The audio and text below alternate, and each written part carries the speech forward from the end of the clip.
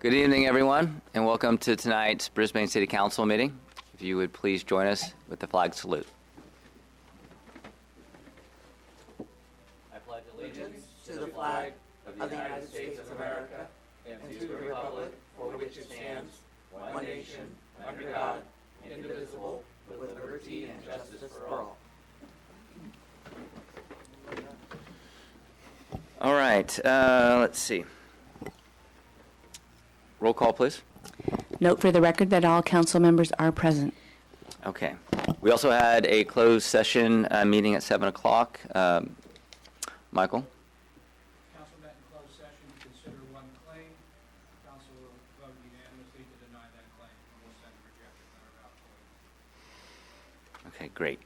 All right, so adoption of tonight's agenda. I'll make a motion to adopt. Second. All those in favor? Aye. Aye. All right. We have two proclamations that I will read. First one is declaring May 2016 as National Bicycle Month, and the second week of May as Bike to Work Week. All right, so whereas the bicycle is a viable, environmentally sound form of transportation, an excellent form of recreation, and a way to improve health through daily physical activity, and whereas millions of Americans will experience the joys of bicycling during the month of May through social rides, Bike to Work Day, safe riding promotions, or just getting out and going for a ride. And whereas the city of Brisbane benefits from the thousands of people from the Bay Area region who are attracted to the area each year to enjoy bicycling, providing economic, health, and scenic benefits to citizens of California and the world. And whereas the city of Brisbane hosts events that annually attract people from the Bay Area region to enjoy bicycling, including Bike to Work Day and various organized bicycle races. And whereas these bicycling activities and attractions have great potential to have a positive impact on the city of Brisbane's economy and tourism industry, and to stimulate economic development by making the city attractive to businesses and citizens who enjoy the outdoors and healthy and active lifestyles. And whereas the city of Brisbane, together with San Mateo County's recognition of National Bike Month, furthers the city of Brisbane's efforts to be a bicycle-friendly community and increase the proportion of residents making some daily trips by bicycle, reducing Brisbane's costs due to road wear. And whereas bicycling has been shown to improve citizens' health, well-being, and quality of life, and to reduce pollution and traffic congestion, and that support for bicycling boosts community spirit and helps increase awareness of bicycling skills to improve traffic safety. And whereas Bike Month aligns with the City of Brisbane's goals to improve health, livability, prosperity, and the environment. And whereas May has been declared National Bike Month for each of the past 60 years since its inception in 1956. So again, in 2016. And whereas the City of Brisbane, the County of San Mateo, the League of American Bicyclists, regional bicycle coalitions, bicycle clubs, schools, parks, and recreation departments, police departments, hospitals, companies, and civic groups throughout California will be promoting bicycling as a leisure activity, as well as an environmentally friendly transportation mode during the month of May 2016. And whereas the number of people using bicycles for daily commuting across the nation has increased by 62% since the year 2000, and bicycling in San Mateo County has increased to 3.4% of all trips, and the events of Bike Month help to increase the use of bicycles by people of all ages, abilities, and backgrounds. And whereas short trips of less than 5 miles in length are ideal for bicycle use, and 50% of all daily trips made in California are less than 3 miles in distance, and yet 80% of those trips are still made by cars. And whereas the Silicon Valley Bicycle Coalition, Commute.org, and regional bicycle clubs and merchants, as well as organizations across the state, support the official designation of National Bike Month and will promote bicycle transportation during the month of May 2016, whereas other cities and counties across the state of California have signed legislation designating May of each month as National Bike Month. Now, I therefore, this is the longest proclamation I think I've ever read. Be it proclaimed that the members of the City of Brisbane, the City of Brisbane City Council hereby recognize that starting in the month of May 2016, May will be designated as National Bike Month, and the second week of May is Bike to Work Week. And be it further proclaimed that the City of Brisbane City Council urges all of us to support healthy communities to participate in the bicycle events planned, and urges all road users to share the road safely with bicyclists. All right. Do we have anyone from the bicycle community? All right. I have another proclamation, but it's a lot shorter, I promise. All right. So the next one is a proclamation recognizing Day of National Service. So whereas service to others is a hallmark of the American character and central to how we meet our challenges, and whereas the nation's cities are increasingly turning to national service and volunteerism as a cost-effective strategy to meet their needs, and whereas AmeriCorps and Senior Corps participants address the most pressing challenges facing our communities, from educating students for the jobs of the 21st century and supporting veterans and military families to providing health services and helping communities recover from natural disasters. And whereas national service expands economic opportunity by creating more sustainable, resilient communities and providing education, career skills, and leadership abilities for those who serve.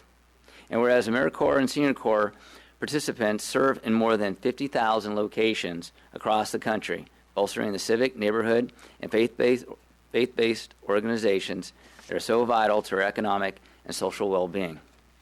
And whereas national service participants increase the impact of the organizations they serve, both through the direct service and by managing millions of additional volunteers. And whereas national service represents a unique public-private partnership that invests in community solutions and leverages non-federal resources to strengthen community impact and increase the return on taxpayer dollars. And whereas national service participants demonstrate commitment, dedication, and patriotism by making an intensive commitment to service, a commitment that remains with them in their future endeavors. Whereas the Corporation for National and Community Service shares a priority with county officials and mayors nationwide to engage citizens, improve lives, and strengthen communities, and is joining with the National League of Cities, National Association of Counties, City of Services, and mayors and county officials across the county or across the country for the Mayor and County Recognition Day for National Service on April 5th, 2016. Therefore, be it resolved that I, Cliff Lentz, Mayor of the City of Brisbane, do hereby proclaim April 5th, 2016 as National Service Recognition Day, and encourage residents to recognize the positive impact of national service in our country, to thank those who serve, and to find ways to give back to their communities. So, yeah, I don't know if any of you know the AmeriCorps organization, but they partner with Rebuilding Together and, of course, other organizations, and they do fantastic work. And, yeah, it's nice to recognize them. Okay. We don't have a branch of that in our community, do we? No, we do not. But they are countywide. You know, they help nonprofits throughout the county. And do we have information on how, since we're recognizing that group, how local citizens can engage with them? Do we have a contact or any information on that? You know, I gave Sherry some information, so I will send it to Sherry, and then Sherry, if we could put it in the next star. Okay. I don't think your mic's on. My apologies. We may already have it on our website because I forwarded it, but if not, it will be on there shortly. Great, thank you. All right, thanks a lot. Okay. Now I have a presentation. We're going to receive the report on wildfire prevention and readiness activities for 2016. Hello, Chief. Good evening, Mayor Lentz. Mayor Lentz, honorable council members, before you have our report on our activities this coming summer. I'm going to try to keep it very short and sweet. We have 3 activities which we do every year. The first one is our weed abatement and vegetation management program in the city.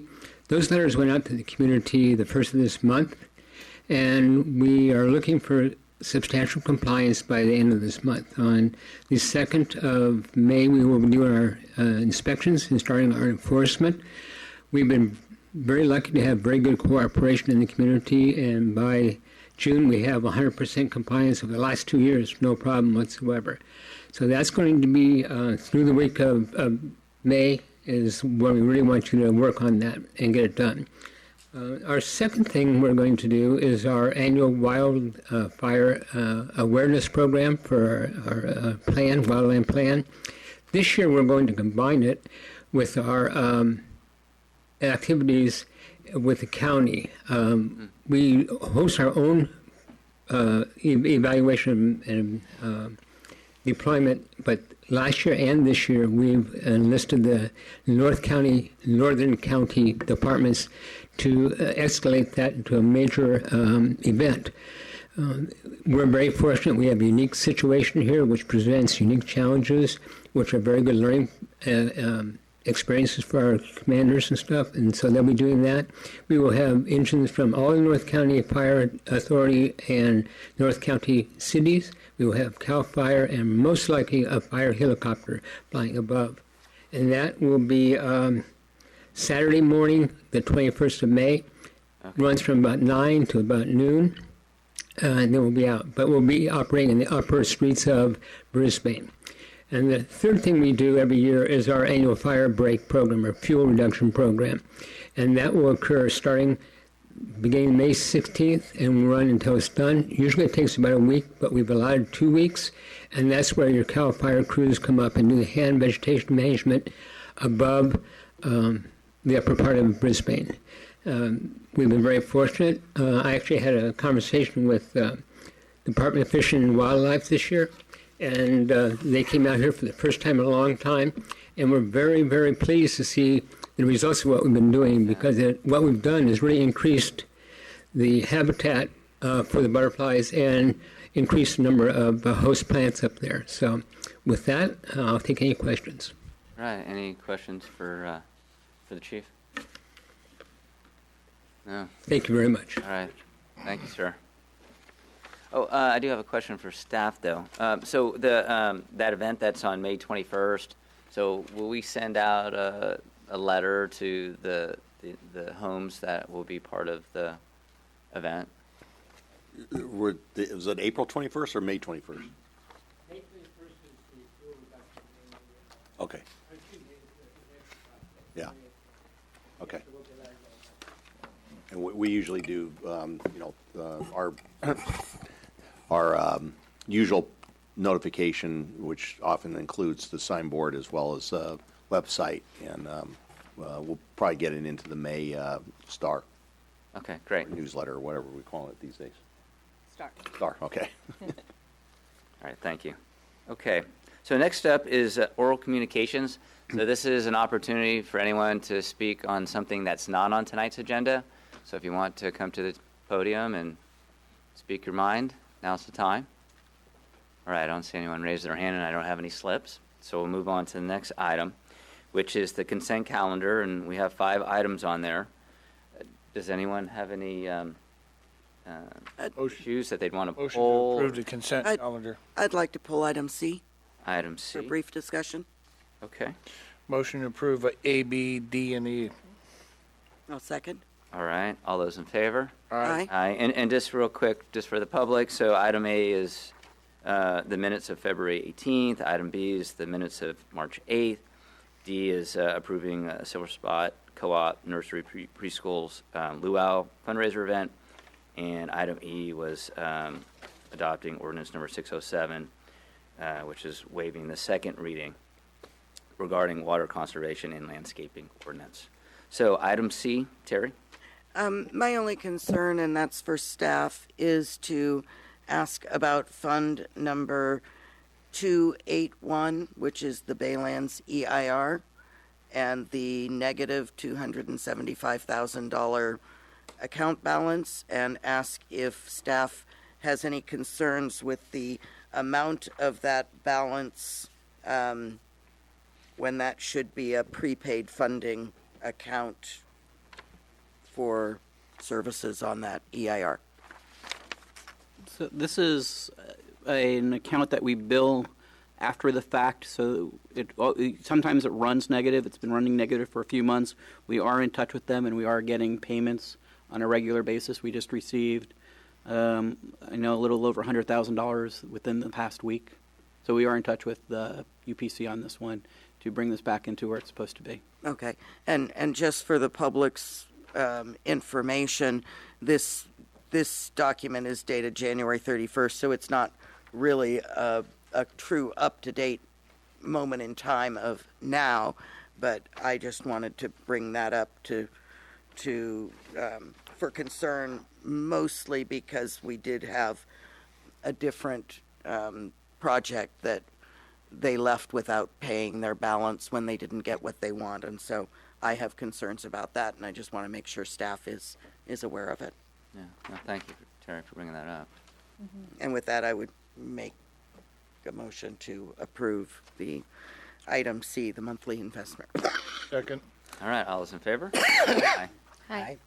Okay, so now we move on to the continued public hearing, item number A. Consider introduction of ordinance number 606, waiving first reading, amending chapter 17.02. Staff report, please.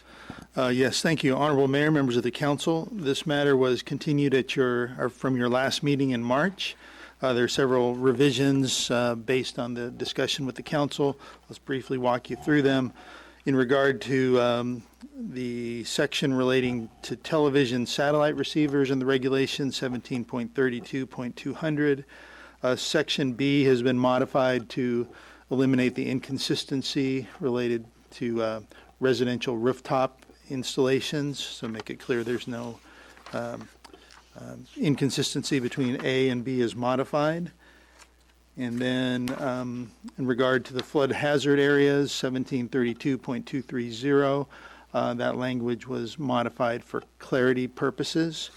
And then in regard to the discussion the council had regarding the appeals of Planning Commission actions, and the discussion about whether the language should be referrals or appeals, the language has been revised to strike any references to referrals, so it goes back to appeals as it previously was. And then the only changes that do remain are timing and procedural in nature to reflect actual practice, and some timing clarifications as well. So with that, staff's recommending introduction of ordinance 606, and we take any questions you might have. All right, any questions for staff? I do. You said you did, okay. So on the item 17.52.030, the language has changed from Planning Commission action to Planning Department, and that's consistent throughout the document. And I was under the impression that when there was an appeal, that the Planning Department worked in conjunction with the Planning Commission to prepare any documentation that would be needed for the hearings that would be taking place by the City Council on an appeal or a de novo hearing. And I'm sort of concerned with taking the Planning Commission out of that completely and saying it's just the Planning Department. So I'm wondering, in the past, the Planning Commission has been involved in preparing those documents. Is that correct?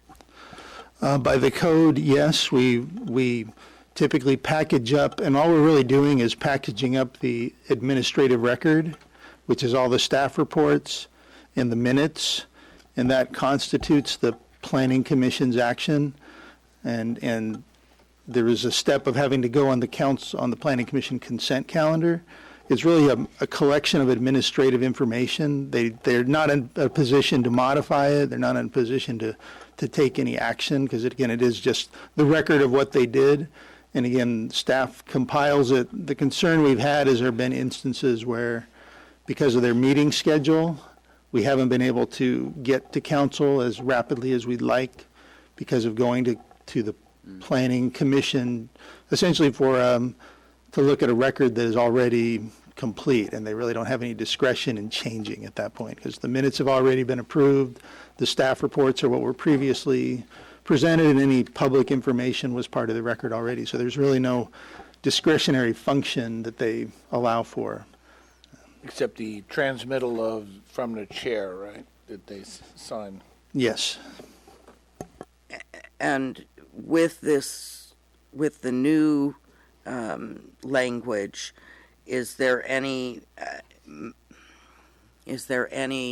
mechanism to let the Planning Commission know that the item is being appealed, and to let them have the opportunity to review, even if it's personally, their comments and statements, so that if they have additional information to bring to us as far as to reasonings or justifications for whatever action they took, so that that could be accomplished, because this doesn't look like it allows for that in the ordinance. Well, certainly in a matter of practice, any planning commission action that's going forward to the council, we do advise the commission, especially on an appeal. If you wish, you might want to consider adding formal city clerk notification of the appeal to the planning commission under 52.020A, if that gives you a higher level of comfort that they're formally in the loop, as opposed to kind of the matter of business or practice that we do all the time. Yeah, that would certainly make me more comfortable. And then on the 60 days that is listed for the appeal, and it doesn't look like that's changing much, but if we were to not get that approved to a council meeting within that 60 days, it is automatically, their decision is upheld.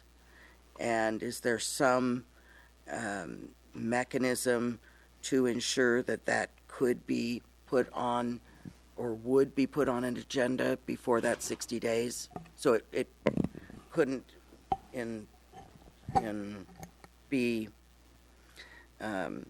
not put on a calendar. The ordinance as amended provides that the city clerk is to schedule that as soon as practical within that time frame, and then the last section in there indicates that the action by the council is to take place within 60 days, but that can be extended if the council needs additional time in which to reach an informed decision. So we think the way the ordinance is drafted gives the council ample discretion if it needs to go beyond that 60-day period. The idea trying to be that the item will get scheduled, get heard, get decided within a reasonable period of time, but if for whatever reason additional time is necessary, the council has that discretion. So this wouldn't make it where if it did not come to the council within that 60 days, it would be automatically upheld? Technically, that is correct, but as a practical matter, the item is not going to, there is no reason why it would not be able to be scheduled within that 60-day period. Even if the council didn't have a regular meeting, we could always schedule a special meeting in order to accomplish that. I understand that it's normally practical to do that, but my concern is that it would be calendared, and that it's written in the language that it would be calendared if appealed. Well, I think the way it is worded is that it does give a ministerial duty to the city clerk to get the matter scheduled within that 60-day period. That's clearly the intent. I don't think there's any doubt that that's the, that there's not some, that the clerk would be obligated to get it scheduled within that period of time. But doesn't the mayor set the agenda ultimately? And so could that be almost a filibuster? And I'm just asking that as a legal standpoint, that if the mayor was not willing to schedule that. Well, I think the mayor, in conjunction with the city manager, sets the agenda. I suppose it could happen, but I suppose if that were to occur, the city manager would bring that to the attention of the council, and the council majority could indicate that it had to be scheduled. So I'm not saying it couldn't happen, but it's such a remote possibility that I don't think it's very likely. Yeah, I mean, from a practical standpoint, I mean, if that were to happen, I really can't imagine that happening, but if that were to happen, I would inform the city attorney, who would probably then write a confidential letter to the council and say, this needs to move forward, and, you know, we would work together to make sure the council was aware of that. You're risking a lawsuit, I think. Well, if it's an appeal, I'm not sure. I just didn't know if there would be a word that instead of that, you know, the intent is to schedule it, that it will be scheduled.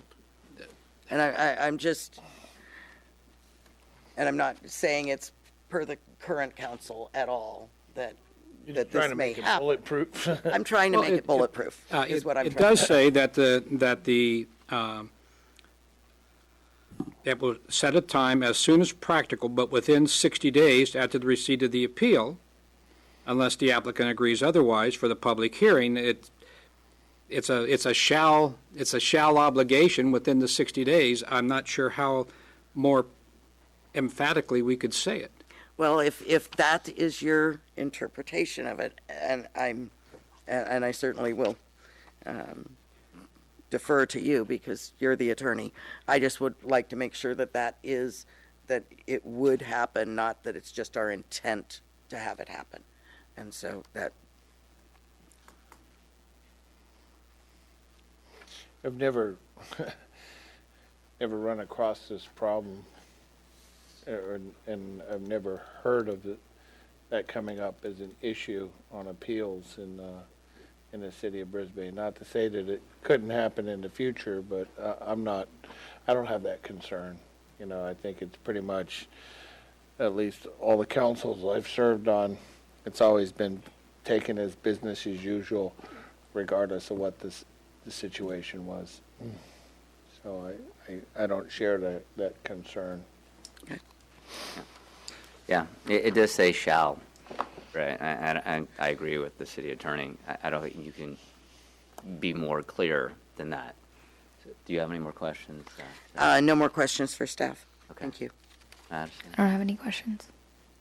Okay, no, I do not either. So, so Terry, you wanted to propose that the planning commission be notified by the city clerk?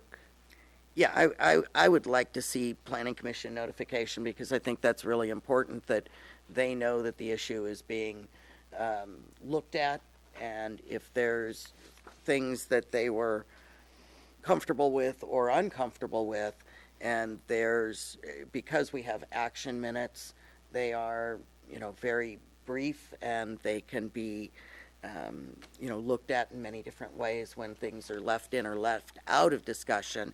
And I think that if they had concerns that perhaps something needed to be transcribed for clarity, or that I do think that because it was their original discussion, that their opinion should be weighed in on the appeal process rather than just staff's opinion. All right. So So we do have perhaps we a, can add some language there at the Yes. end.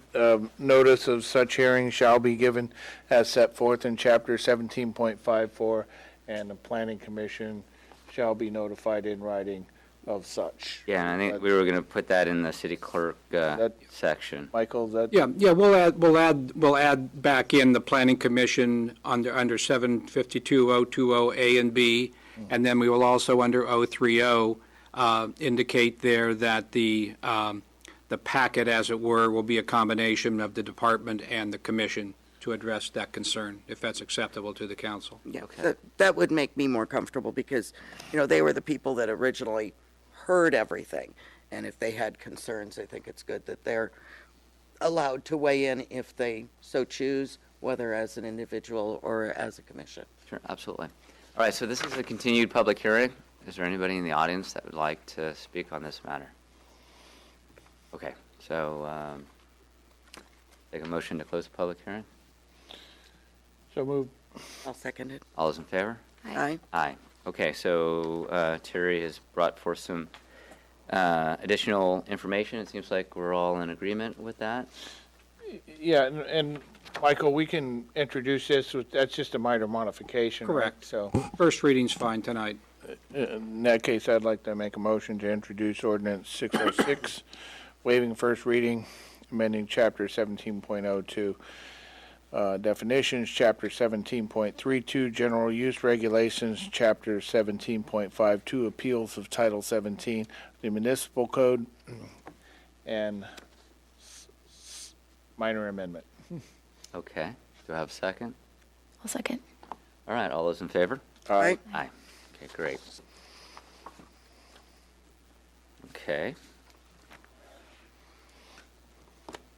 All right, item number 10, public hearing. Item A, consider introduction of ordinance number 576 to amend the Brisbane Municipal Code, Title 17, regarding garage, carport minimum setbacks, and height limits in the R residential districts, off-street parking regulations, and alteration expansion of non-conforming structures. Staff report, please. Yes, thank you, honorable members of the council. I'll give a really brief overview and then turn the presentation over to our resident expert, retired planner Toon, his swan song here, I think. But anyway, the background of this, the housing element has certain goals and provisions calling for the revision of residential parking standards, again, with the intent of promoting smaller residential units, making them easier to afford to build by reducing the parking standards. The Planning Commission undertook a very extensive review process. I think I turned it out to be about 8 meetings over about a year and a half, workshops and meetings to hash through this.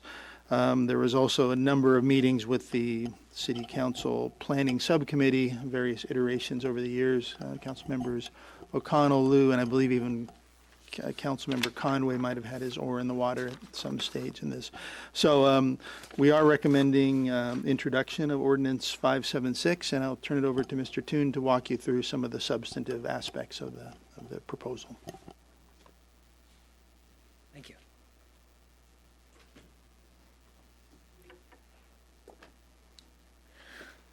The housing element requires that the single-family residential parking requirements currently based upon lot frontage be revised to address floor area and/or number of bedrooms, with the overall goal being to avoid unreasonable constraints upon providing housing and to encourage smaller, more affordable units.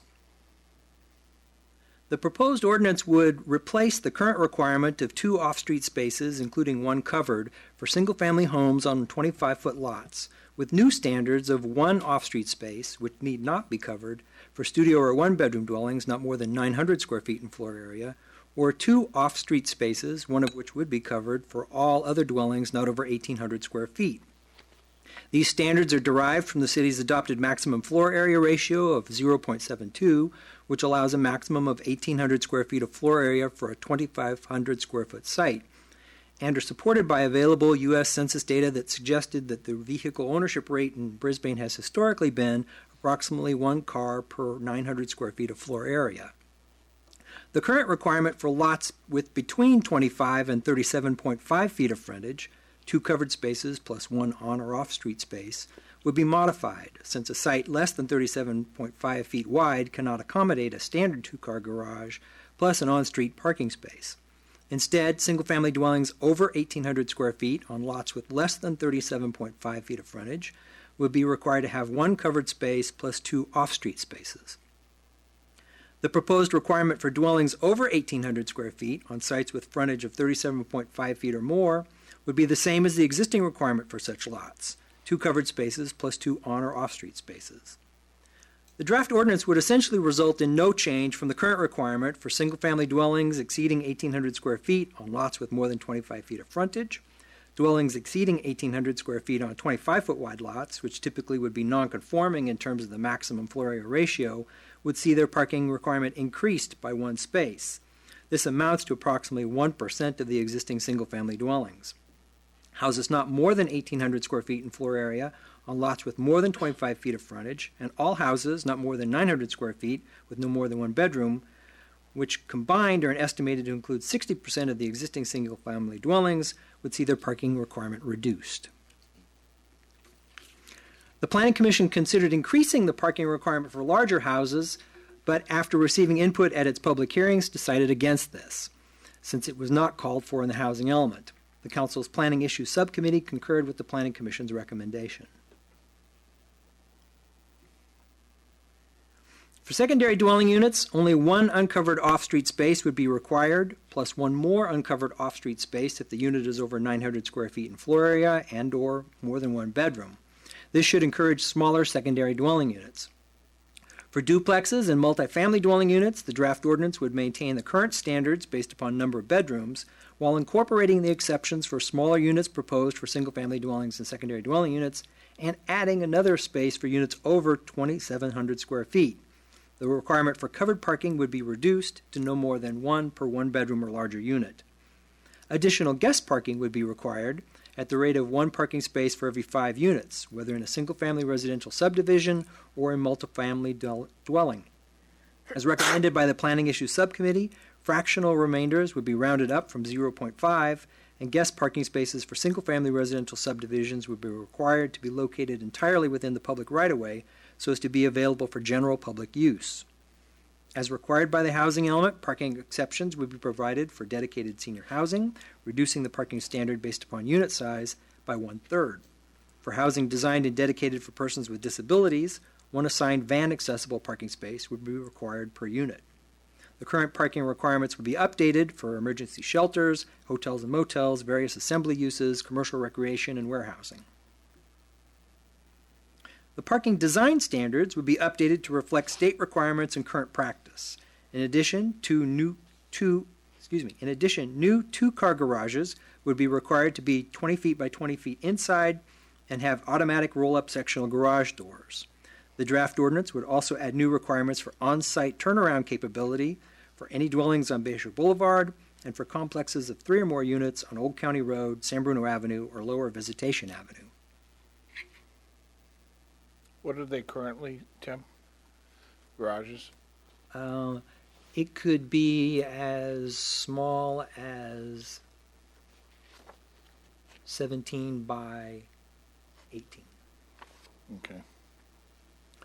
Dwellings that complied with the applicable parking standards at the time of their construction would be specifically exempted from these new regulations to avoid labeling them non-conforming. Dwellings that are damaged or destroyed would be allowed to be rebuilt as they were, but dwellings that are significantly expanded or replaced voluntarily would be required to comply with the new standards. Single-family dwellings, as existing of the date the ordinance is adopted, would continue to be allowed to be expanded by a cumulative total of 400 square feet without having to comply with the parking requirements, as long as they comply with other zoning regulations. An additional exemption is proposed that would further allow such units to be expanded to a total of 1,200 square feet if the total number of bedrooms does not exceed 2. This would allow very small cottages to be enlarged by more than 400 square feet so as to be more livable without expanding them beyond the size of a typical starter home in Brisbane. The draft ordinance would also revise the development standards for the residential districts to specify that the front of garages and carports must be sufficiently set back to be safe for pedestrian and vehicular traffic, with 10 feet being the default setback. Although the Planning Commission had recommended that garages and carports be allowed to exceed the standard height limit on steep slopes, the Council's Planning Issues Subcommittee finds instead that the existing variance procedures should continue to be used on a case-by-case basis to consider such height limit exceptions, allowing adjoining property owners to provide input through the public hearing process. In conclusion, staff recommends that the City Council introduce ordinance number 576 with revisions as recommended by the City Council's Planning Issues Ad Hoc Subcommittee. If you have any questions, I'd be pleased to answer them. All right, any questions for staff? I have a question. Okay. Can you speak to why new garages must have an automatic garage door? That's one of my questions. Really? Okay. Yeah. It's been a standard condition of approval by the Planning Commission when they grant use permits to modify the parking requirements. Typically, if you have a garage door that either swings up or to the side, you're going to need additional space in that driveway for anyone to then park in the driveway. So that was one reason. For it to be automatic, it also makes it so that people can pull into their garages without blocking traffic, waiting for someone to get out and go open the garage door. Okay. And I just piggyback on that. What if someone wants to do a decorative garage door? You know, and then how do they go about being able to have that, or would they not be allowed? I suppose you could apply for the use permit to modify the parking regulations and As long take as it you up with the planning accommodate. commission. And Well, see what the planning what commission say. what do you consider a decorative door? I'm not sure what you mean. Yeah, I mean, a lot of people have decorative garage doors. I know in Madison Sounds has a really nice decorative door, but I don't know if it's not a roll-up, is it? It's automatic. It is automatic. Okay, so as long as it's automatic, then it doesn't have to be You're good to roll-up. go. It just, Well, it would have to be both automatic and roll-up so as to require the least amount of space to be able to open the garage door. okay. All right. Any other questions, Madison? Not at this moment. Although I do have to say, when I was driving around, I was actually looking at garage doors all the way through town to see if I could see anybody who this might impact. And I did, just when I was looking on Humboldt, I did see about 2 that they appear to be ones that you lift up versus being automatic. So I'm just wondering if there's any idea, if we would know how many people, is that something that we keep track of, to know how many people currently don't have an automatic garage door that this would then be impacting? No, we don't, but it would only impact them if they they were just- proposing right, to to change. either remodel the garage or to expand the house significantly. Okay. All right. Clark, you have any questions? I did a clarification on, actually on the document, on the red line, blue line version. On what page? This would be on page 2 and also page 4, let's see, page 2, yeah, page 3 and page 5, all similar things, but I'm kind of confused on the language, John, on and you know what I'm talking about is the section 2 that's on height of structures. Point 2, Yeah. and can you read how that would read? Because I read me- through it, it doesn't make sense to me. I mean, I can just show from you a, on the overhead. yeah. The red line is actually trying to show 2 different versions at once, so that's why it's confusing. The blue overlay was what the council subcommittee had recommended. Yeah, I was still trying to, is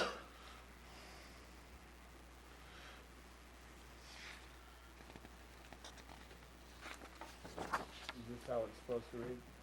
So that gives you the 3 versions.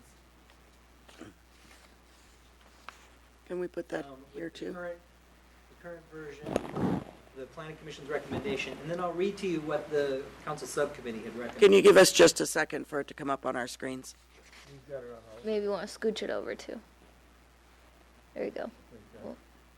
Okay. Yeah, she's got it on there. So the subcommittee's recommended language would be for a distance of 15 feet from the front lot line, the height of any structure shall not exceed 20 feet as measured from finished grade, provided, however, garages and carports, which is the additional language, may be constructed to a height of 15 feet above the elevation of the center of the adjacent street when permitted by section 1732070 of this title, and so long as the total height of the garage, carport, and any permitted living area underneath does not exceed 30 feet from finished grade. So the change that's recommended really is basically to include carports. So we're leaving in the red line version the red version, striking the red line version and including the blue version. Yes, I think that's right. Yep. So it's not too different from the current language. Yeah, I guess when you're throwing some word shall and does in there, Right. I think that was probably stricken on your copy, but not on ours. Yeah, So that was that was confusing me Confusing too. Ah, as to language structure. I guess you can say it's like, what are you trying to say here? So,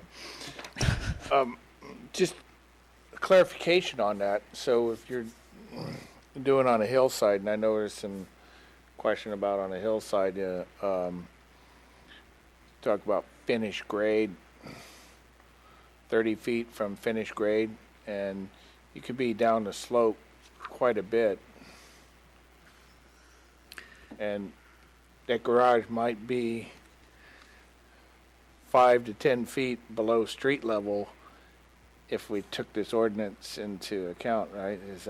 Am I reading that correctly? I mean, that's correct. And the Planning Commission had tried to come up with a way of allowing garages to be higher than the height limit, to take those kind of situations into account.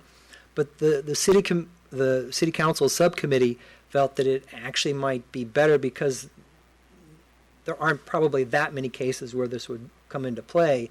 It would be better to process those through the variance application, so that adjoining property owners would have the opportunity to comment on exactly how high the combined height of the house and the garage on top should be, if it might impact their property. well, I mean, to me, I mean, the impact of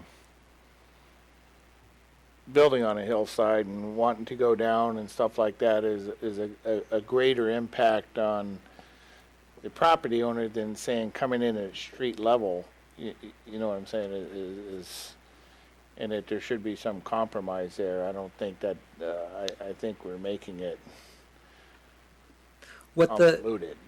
What the Planning Commission had suggested was that a garage or carport in compliance with the subsection may exceed a height of 30 feet, which would be the height limit, but the height of any permitted living area underneath shall not exceed the 30-foot height limit. Okay. So that was the Planning Commission's recommendation. Okay, we'll come back to it, I guess, after the public hearing stuff, but I really have a serious concern about that. Sure. Okay. All right, Laura, do you have any questions? No, I don't have any questions. I was involved in the subcommittee, so we hashed it out pretty thoroughly. And Okay. I apologize. I'm going to keep my comments brief this evening as I have a pretty sore throat. Oh, geez, sorry to hear that. Sarah, you have any questions? Well, I don't really have any questions. It was probably a year ago we last looked at this in the subcommittee, or close to that, where we last discussed it before this reiteration came. So I would be interested to hear the public comments and other council members' comments. All right. So I have some questions, Tim. So on item or on page 9 under commercial recreation, so when you look at the amount of spaces for ball courts and batting cages, bowling alleys, golf courses, things like that, I guess we're really looking at potential recreational opportunities out in the Baylands. So would this, what we have here, really apply to the Baylands, or would the Baylands be its own thing, John? Certainly through a specific plan, the city could impose whatever development standards it wishes. You might want to use these as a guideline, but you're not bound to them as part of a specific plan. Okay. And then on page 18, item G, where it talks about residential units dedicated to be affordable. And so, and that minimum parking requirement may be reduced as an additional incentive, and that affordable housing projects that do not qualify for density bonus, additional incentives may be obtained or may attain a reduction in the minimum parking requirement through application for modification under section 17.34.050. So I was hoping you guys could talk a little bit about what that might look like. The density bonus laws are set by the state of California. the city has adopted an ordinance in compliance with that. It requires that if a certain percentage of units are provided by the developer that are affordable at certain levels, the city must grant certain incentives to help make the project affordable. And one of those could be a reduction in the parking requirements. What the parking ordinance says is essentially that would then be addressed through that individual project review. The parking ordinance isn't going to try to pre-guess what might be an appropriate standard. It then goes on to further say that if you have a project that doesn't meet those state requirements, but you still are willing to include some units that are affordable, the city would consider potentially reducing the parking for that particular project if you apply for a modification, a use permit, through the Planning Commission. So then the Planning Commission, in reviewing the project overall, would also be able to consider reducing the parking for the project. All right, and so it was left open, for example, say the Parkside Precise Plan. So the parking requirements would be in the Precise Plan, which would be a better place to spell out what those requirements would be. Again, I think there's always going to be a tension between what you plan for in a larger kind of planning document or the zoning court ordinance versus what if somebody were to actually propose a project, an affordable developer, a nonprofit.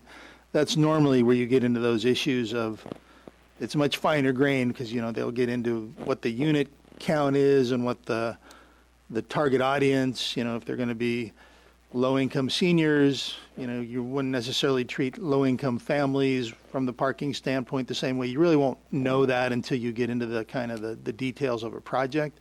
So again, from a plan or a zoning code, you kind of create the standards, and then the unique aspects of a particular project is where you really can make the individual findings to suit the actual project. Okay, no, that makes sense. And then in regards to public transportation, so I didn't see anything in here that were being close to public transportation might then trigger reducing the amount of required parking spots. So is that something that you had discussed at all, John? That's, I don't recall having a specific conversation about that in this particular exercise. I mean, it is something that could be considered. We really didn't come up with any criteria or standards. I mean, Tim, if you recall having some conversation. No, we didn't address that particular. I believe there's a general plan. There might be a policy that kind of talks about it, but we didn't specifically address this because we were dealing mostly with housing element compliance. Sure. And then again, going back to the Precise Plan, I mean, that's where you would. Those opportunities certainly exist, yes. Absolutely. Okay. So with that, let's open up the public hearing. Is there anybody in the audience that would like to talk about this particular issue? Sir, come on up. Thanks, Tim. Thank you, Tim. Hi, Jerry. If you wouldn't mind just stating your name, please. Yes. Hi, my name is Jerry Cool. First off, I'd like to offer my support for the part of this measure that has expanding the 400 square feet for small homes. I currently have a client that has a 440 square foot house. She'd like to expand it, so having the ability to move beyond 400 square feet really helps her out a lot. I do have one question on the setback issue you were just discussing. I have another project coming up shortly where I have a house on a very steep slope in between two streets. Now, currently the address is on the lower street, but we would like to put the garage and access it from the top. So would that be a setback exception to his rule, or could we make now the setback for the garage would be at the property line? Would we need to move the address, or I'm kind of lost on that. So I'm trying to see if what he's proposing has any effect on what I'm doing. Boy. John, you want to tackle that? It sounds like a variance, perhaps. I'd probably defer to my resident expert. Yeah, go ahead. Kick the can down the road. The standard rear setback is 10 feet. So we have a house in between two streets. Because of the and the geography of the lot, it makes more sense to build it at the top and use access from, I guess, what would technically be the back of the lot. Now, would we have to make the garage 10 feet in, or is that something that, would it make more sense to switch the address? Does it, I mean, you know. The standard front setback, is typically on a steep slope, 10 feet as well, For a so. garage, Tim, could you? It- I'm sorry, when you turn to pardon me. talk to him, we can't hear you. The standard rear setback is 10 feet. On a steep slope, the standard front setback is 10 feet in most cases. I don't know the particulars of this one, whether the front setback actually would qualify for less than that because of the average setback on the block. The determination of front to rear of a property is made by the planning director in conformance with standards that are in the municipal code. So there's a possibility that flipping that orientation might assist in this. Typically, though, unless there's additional parking provided at the lower portion of the site, you're going to want to have a driveway long enough to get a car parked in. Setback, And yeah. depending upon then where the property line is relative to the edge of the street, the 10-foot setback would actually be a bad idea. So I can't really speak to the particulars of this But project. it also has to do with the height. So now we have the height. If we're still at 15 feet from the grade at the rear, does that still impact, is that impacted by your changes here? If the garage is set back to a 10-foot setback. People in the audience are not able to hear your questions. Yeah, Okay, the question was more directed at the height, so, than the actual setback. So now, whatever we push the garage back, even though the address is on the lower, can we still use that height restriction off the rear of the building, or the rear of the property? Or is that only on the front setback? The 15 feet to the center of the road. Am I making sense?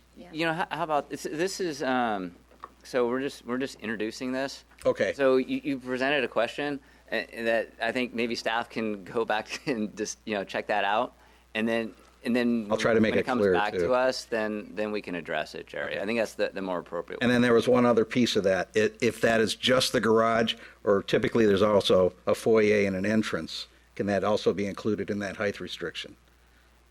No, it's just a garage. So how are you going to get down to it?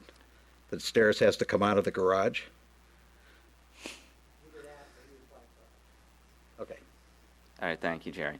All right, anybody else? Wendy?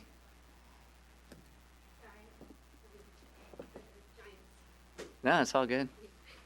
They won today, right? Yes. So I'm Wendy Toll, and I was just curious if the proposal contained any exceptions for lots such as ours. It's a double lot, and we have a 1,000-square-foot home with an existing detached garage that's one car. So just wanted to know, in the event when we do make some remodeling, and it's actually also on the property line and not a setback and not a driveway.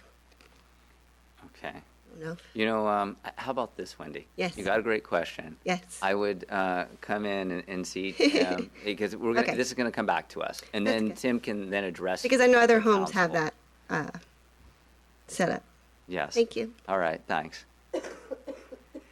Anybody else out there? Okay. Don't see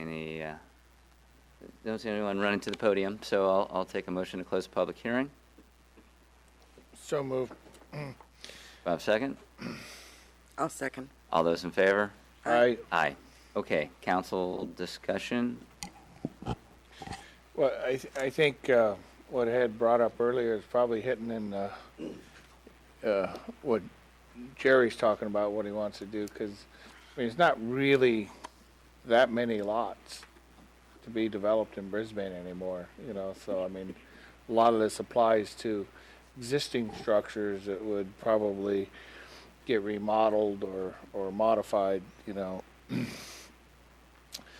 But with regards to coming off on, say, the downhill slopes with the garage, if we use, like in here we have 20% or 30% grade, which, applies to a few of those lots, that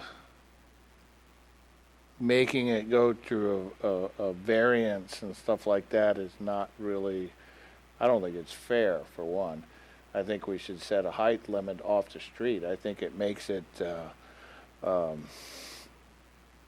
more practical. You know what I mean? I think that's what the Planning Commission was attempting to do, and to put that into a variance, I don't think it's the right way to deal with that. Because using a height limit off of it, we should come off the street, make it 12 or 15 feet or whatever.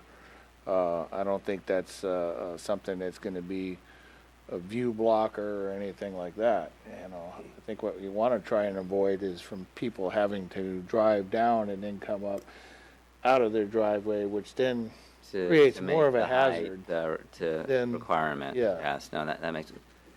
Yeah. So, the subcommittee, you guys, looked at this. Was that something that you had mentioned? Well, Very good, yeah.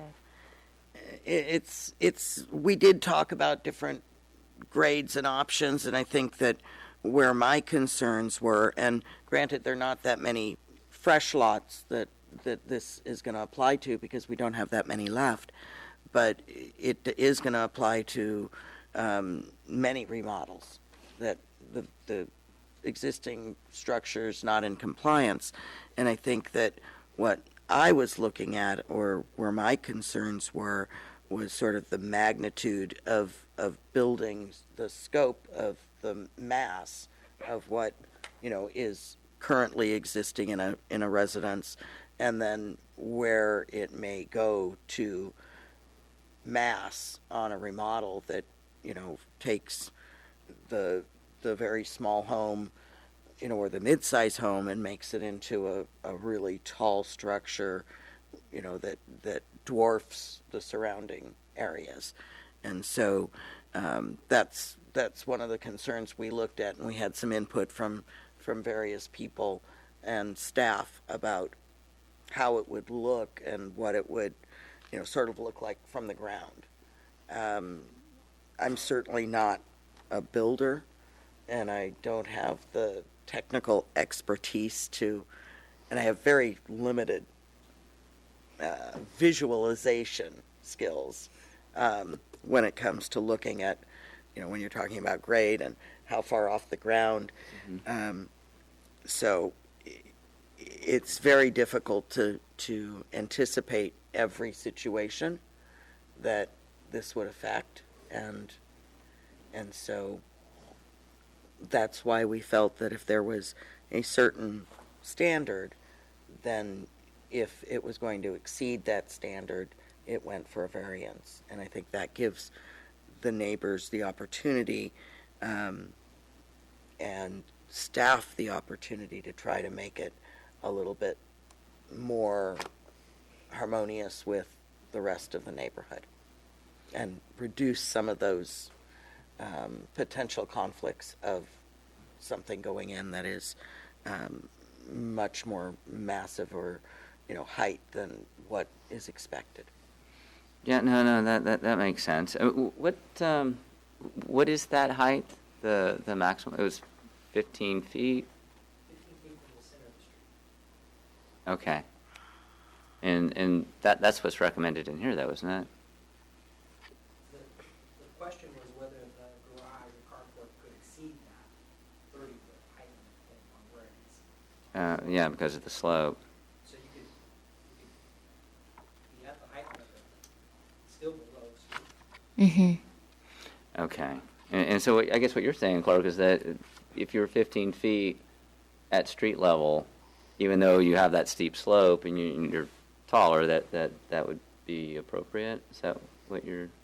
Well, I'm saying that, if you have to build down and you got 30 feet, like how you come up, right, that you may end up having to slope down your driveway to build the garage, the way they're saying it. To accommodate the 30 feet. Yeah, and I'm saying it should be more pragmatic to give off at the street level, to have the apron of the driveway and the garage going in, and I think it's much safer also. You know, it's more practical and safer, you know, so. So would a 15-foot height at the street level accommodate that, Clark?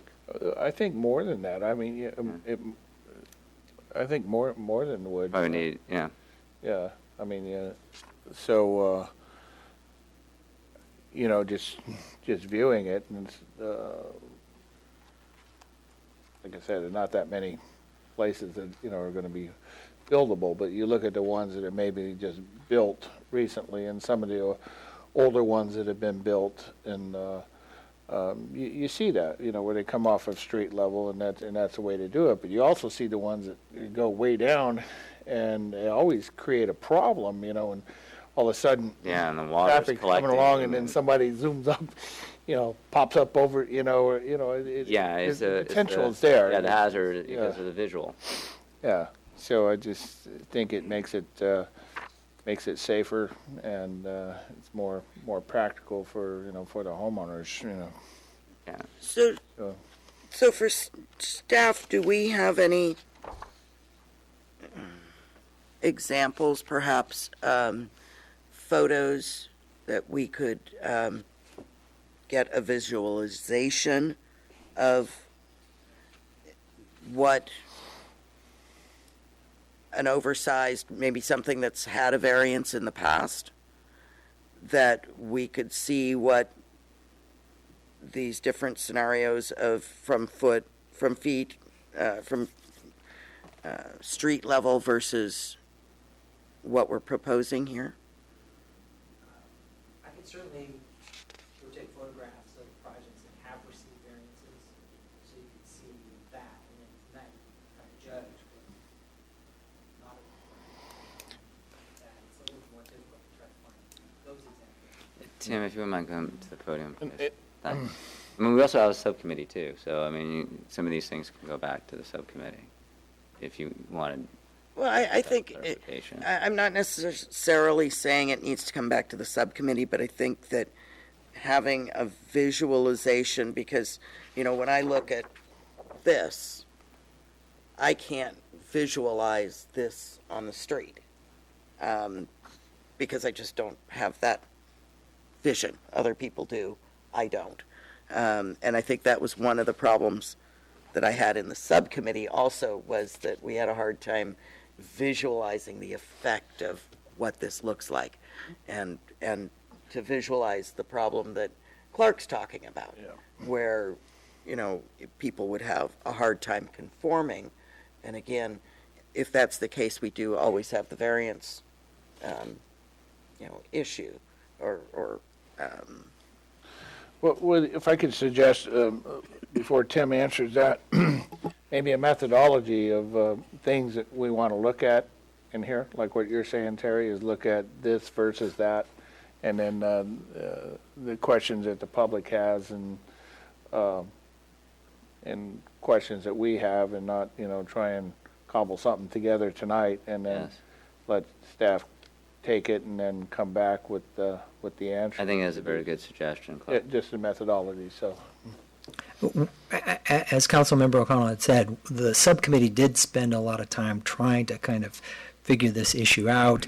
Staff put together a lot of schematics, but those aren't perhaps the best way to visualize the potential impacts one way or the other. The difficulty is to try to find those examples. But I think with the idea of looking for variances that have been granted, that kind of narrows down the scope. And I can certainly come back with some examples that I think will give you a little better idea of what the possibilities are here. I just think it would be helpful to the public and the council, or at least myself, you know, to have a picture of the downhill slope and what the garage would be like, or the uphill slope with the restrictions that may or may not be, you know, implied with this.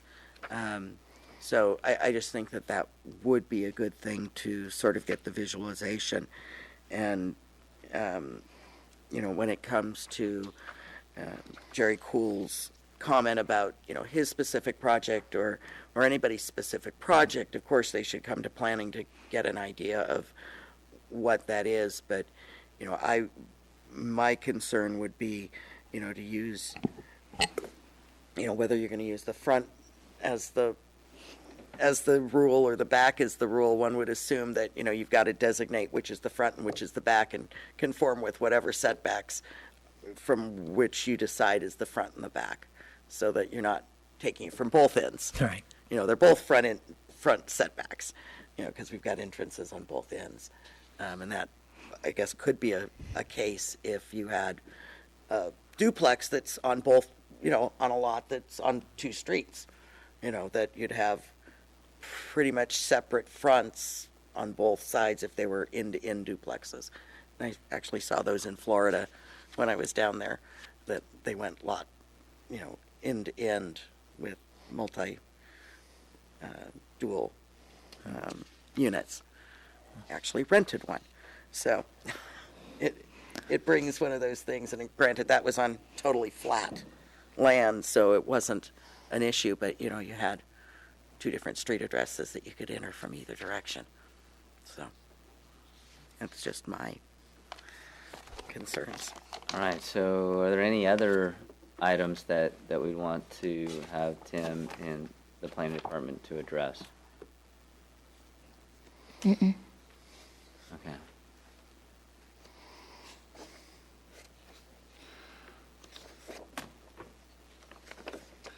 I don't have any other.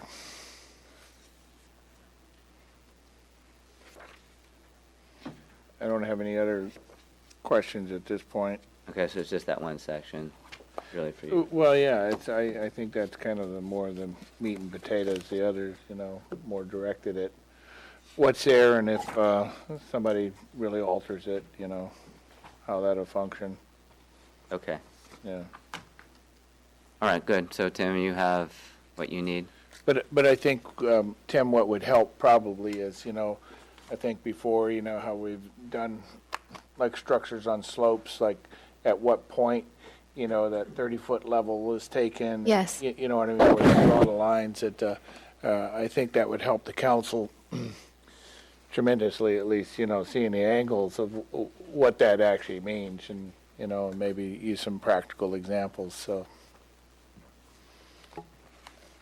Great. So what do we envision as the process? Is this going to come back to subcommittee or go to the council? I think it doesn't sound like there's that many issues to play out, and Okay. yeah, so I think we can bring it back to the council for the final. Yeah. That's all. Okay.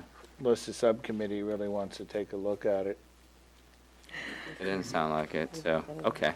Thank you. Reading this is the most difficult part of this job, is reading Yeah. the planning. I agree. Yeah. Ordinance It's a foreign language. It's not something you can do It's a skill. late at night or distracted. You've really got to take it and look at it, and without having the professional expertise that someone who's a builder or contractor or maybe even a real estate agent has. It's really hard to envision a final look for me. You got to have spatial. Yeah. Yes. And you certainly can't do it at once. Awareness, takes- I guess you'd say, or. All right, so let's move on to new business. Item A, consider adoption of resolution number 2016-08, amending the annual budget for fiscal year 2016-16 and making appropriations for the amounts budgeted. Stuart, you're up. Yes. So I'll try and do this as briefly as I can. You know how much I love talking about budgets, so we could be here all night if you want me to be. Let's. There was a typo. I had a typo in the very second paragraph where I said FY 2014-15 was about 1.7 million higher than, or the beginning fund balance for 2014-15 was about 1.7 million higher than anticipated. It actually should be 15-16 because that's the fiscal year that we are in. Yeah. So we ended up 2014-15 much better than we had thought. which that rolled into the beginning balance for 2015-16. Talking about where we are today, or where we were as of the end of December and what we anticipate for the rest of the year.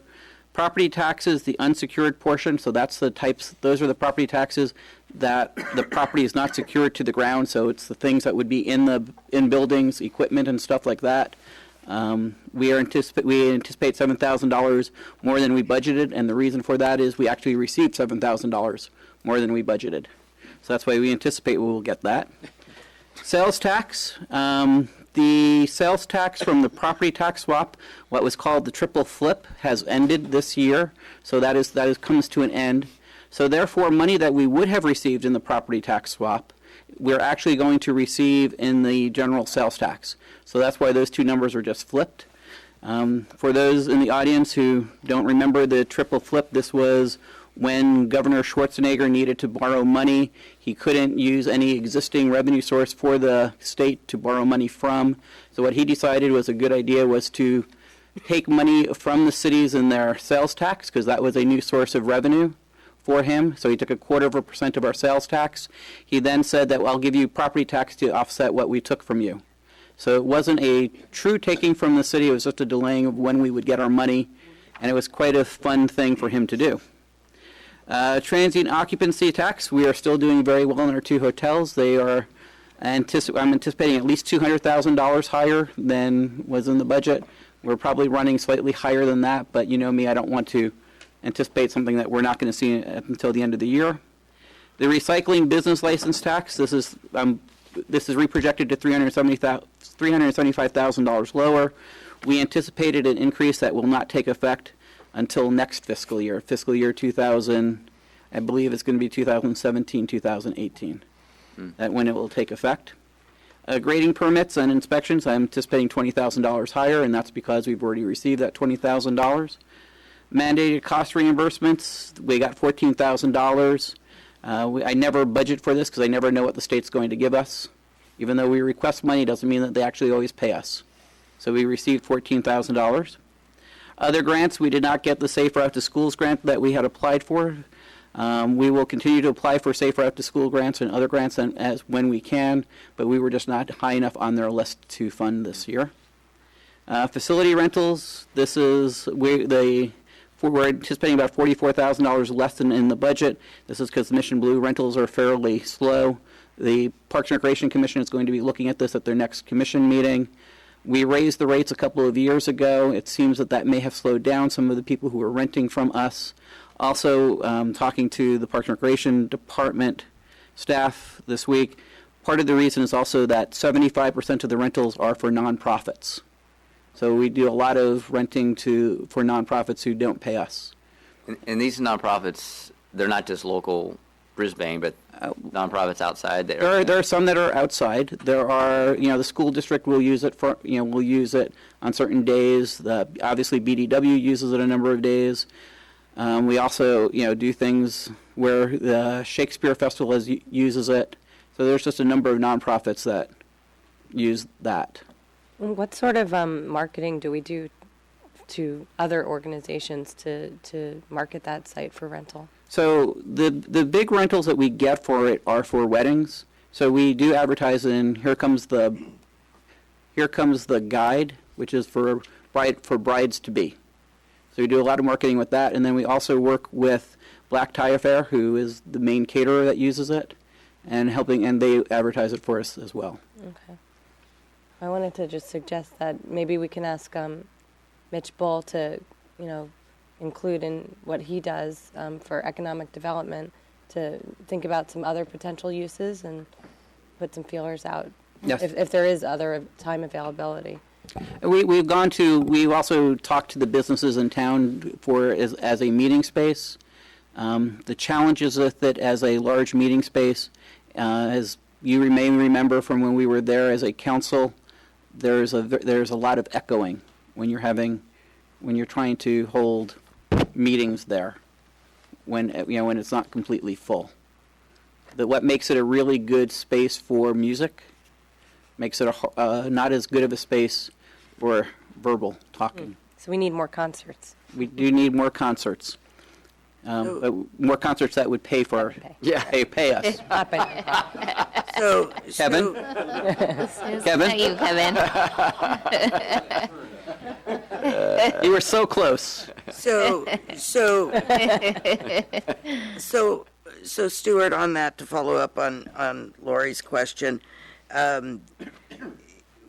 with the Mission Blue, do we have, for weddings and parties and events, and this is something that maybe Park and Rec can give us a report back on, what is our booked percentage for the Friday or Saturday dates, which are probably the coveted dates, or maybe Sundays, versus our availabilities of unbooked, because I know out at the Sierra Point Yacht Club, we get a lot of inquiries for events which we don't rent to private parties. We can't do that. But people are always looking for spaces, but one of the issues with the Mission Blue is that there is virtually no kitchen. And so that sort of cuts down on, things that are more impromptu, or, a midweek event, or those kind of things where you're not trying to do a catered event. And so that sort of limits, the desirability, except for a real catered event or a fundraiser event that they're not having to pay for. Yes. And as I said, Parks and Recreation Commission will be looking at that at their next meeting, so they'll be able to report back to you. Thank you. Developers reimbursements, we're anticipating $152,000 higher this year, and that's because the developer was delayed in giving us their money, but they gave us the money this year, and so we have, we know we're going to be higher than that. And admin fees, these are fees that are charged to non-city districts. So the Northeast Ridge, when we're doing their bond payments and stuff like that, is $41,000 higher than anticipated. Water utility, we are about $500,000 less than anticipated. This is, we are very appreciative that people are doing what they're supposed to be doing during the drought, and they are not watering their landscape. Unfortunately, watering your landscape is our best revenue source we can get, because it's our most expensive water that we sell. So we are $500,000 down, and this is going to be an issue that we will bring forward to the infrastructure committee to talk about. How do we go about maybe restructuring our rates to account for for these kinds of things during a drought. As I've said in the past, about 70% of our costs are fixed, based on people, based on depreciation and those things that we need to have in order to run the system, and 30% of our costs are variable, which is the cost of buying the water. Unfortunately, 70% of our revenues are variable. They're based on the amount of water used, and only 30% is fixed. So we need to try and figure out how do we move that to a better ratio, and how do we do that without impacting very many people. On the expenditure side, I have a list of items. Salaries in the city manager's office, city clerk's office, co-sponsorships are down due to not filling the executive assistant to the city manager / deputy city clerk. We had a reduction in special department expense in the city manager's office because we have savings in the economic development program this year. We have a change in the finance department is due to the deputy finance director retiring and we needed to pay her off for her accrued balances. So when somebody leaves, when we pay off their outstanding vacation, that becomes an expense to the department. There is a liability on the books for that, but it's not an expense until the person leaves. So when that person leaves, we have to show that expense on the books. Human resources salaries are down. That's because we've transitioned through the human resources technician. We do have one full-time now, and we're very happy with her. So next year, there won't be that same kind of savings that we have this year. Legal services are below projections. This is one of those items that the City Council has been very mindful of and has talked to the City Attorney about in ensuring that that we're using the time appropriately, and we are seeing that this year. Whereas last year we were averaging $25,000 a month, We're now closer to $16,000 to $20,000 a month, depending on what's going on. So we have savings there. Fire overtime is a little bit higher than anticipated. We had one of our teams was called out during the summer and that's an expense that goes against our books. There's also an offsetting revenue because when a team goes out on overtime, we get reimbursed by the state. And we put that reimbursement into the state. So we will see that money coming back in. Public salaries, there's changes there as well, and that's more reflected that the employees are being paid through the payroll system. They're being charged to different divisions than we had thought during the budget process, and we are correcting that going forward. Parks and Recreation, we have a savings in our salaries, and this is due to one of our supervisors having retired and not filling that until recently with 2 recreation coordinators. On utility expenditure side, we had GVMID and the city sewer division is up, and that's based on just the amount of what it cost. They sent us a bill past when we could enter into last year's system. So we received it after we closed the books for last year, so we had to pay for it out of this year. So it was a savings last year that we're now paying out of this year's. And then we needed a new vehicle for the code enforcement officer. This position was moved from the planning department to the police department. And there was really no real vehicle attached to it previously. So with that, we're going to pay $30,000, $700 for a new vehicle. This is going to come out of the motor vehicle fund that the city council funded last year. There was $1.4 million set aside in that fund, so this $30,000 will not be a big change to that. What we will do is then account for it over the next number of years to make sure that we can pay for it when we need to redo that. So those are the changes to the budget that we have this year. We also staff has also talked to the Administrative Policy and Finance Subcommittee about the additional fund balance that we had this year. As I stated previously, we had about $1.7 million more than we thought we were going to end up last year. And what the staff recommended to the Policy Committee and the Policy Committee agreed to was to allocate another $500,000 for the OPEB. Last year, the City Council approved putting $500,000 into a trust fund. The anticipation is to put another $500,000 into that trust fund. We also, City Council previously put $500,000 for the Ice House Hill project. So that would be another item that would come out of the last year's ending fund balance, being higher than it projected. And then this year we're also looking at I think we've just completed the building assessment, and we would anticipate that there's going to be some costs to start bringing ourselves up to where we would want to be for our building maintenance. So put $300,000 of last year's as a one-time source for that, and then look towards in this year's upcoming budget on how do we go about funding that going forward. And that would still leave about $400,000 available for other projects or to use to offset, for the fund balance for the upcoming year. And that is all the changes that we anticipate at this point in time.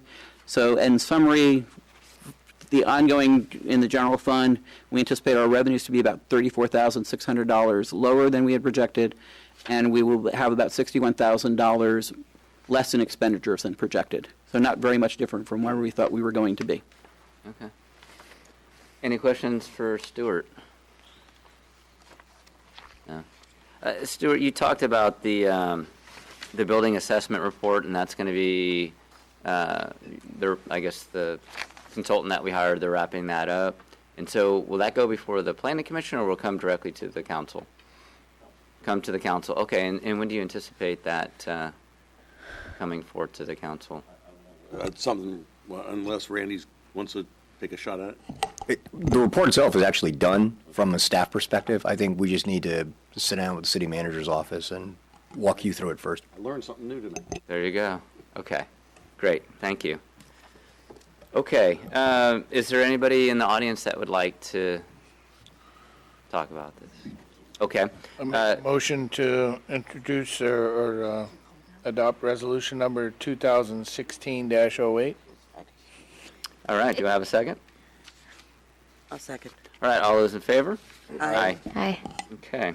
Item B, consider approval of an agreement for professional services with Siegel and Strain in the amount of $636,680, excluding reimbursables for the architectural engineering design of a new Brisbane library. So, staff report, please. Honorable Mayor, Mayor Pro Tem, council members, good evening. I'm really happy to bring this forward to you. As you can see from the staff report, this has been an item that has been the subject of a lot of work over the last year, and I think you are all well aware that it's been a topic of conversation for a new, larger, more modern library for this community for a long, long time now. As I look out in the audience, I see Mike Schuman, who is a member of the library planning stakeholder group that you established 11 months ago.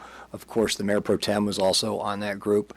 I see we've got San Mateo County Library staff in the back row, and directly in front of you is Mr. Larry Strain, who's one of the principals of SNS, who could answer some questions for you.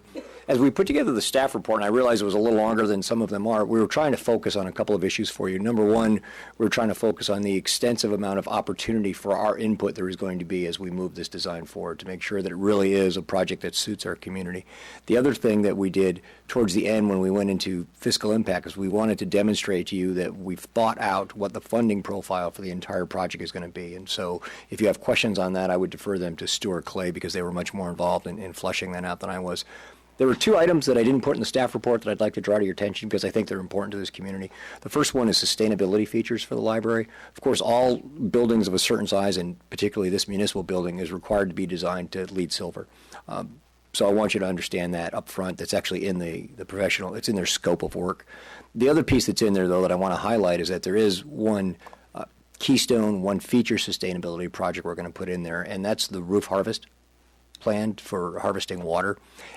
And we made that decision very consciously, and the reason that we were doing that is, one, we were going to have a significant amount of landscape associated with the property. We're fleshing it out. So we didn't want to end up, as we thought our way through this, we decided we really didn't want to leave any area that was just going to be wood chips. So there's going to be over 2,000 square feet of planted area. And the reason we went with rainwater harvesting rather than photovoltaic is that, as the city manager I think can attest to, we've been having some real interesting challenges getting an appropriate advantage, the best agreement, the economic agreement that we could get when we're trying to do something just the size of City Hall. It's just not enough square footage to get people interested. So what it's my hope is that as we start to finalize conversations with a consultant we've been working on, is that we can put together a package that would be City Hall and the new library, and see if that's the best deal we can get, and see if that is something the council in fact wants to consider. So the basic storyline there is that trying to do the library in and of itself with photovoltaic would be very expensive, and we wouldn't get any more advantage than an average homeowner would get just going out and getting the photovoltaic.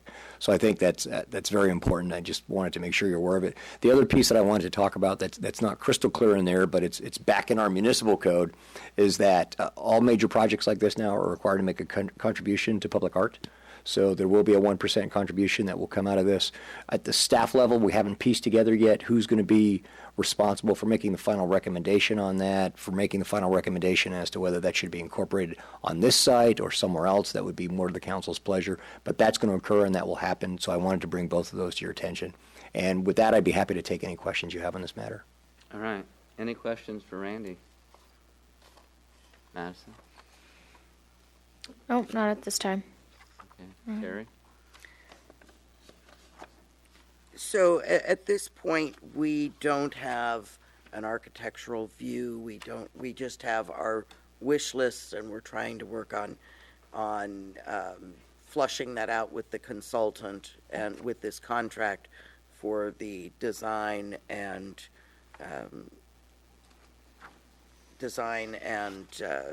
building plans and those kind of things. So it's fair to say that we actually had each of the three final selected consultants came in and gave a design concept that had sketches all three of them varied at different levels, and with SNS being the most qualified firm, they're operating off the premise that what they presented to the stakeholder group is the starting point. So we have a very, very bare bones starting point, but there is more detail that needs to be developed as we go along, and so that's why there are so many different opportunities for our input, for the public input, for presentation to the council, for outreach to other stakeholders, to make sure that we develop it along the community's lines. And as far as the public art, I thought city projects were exempt from the public art ordinance. No, ma'am. At least that's what I'm told by the Admin Services Director.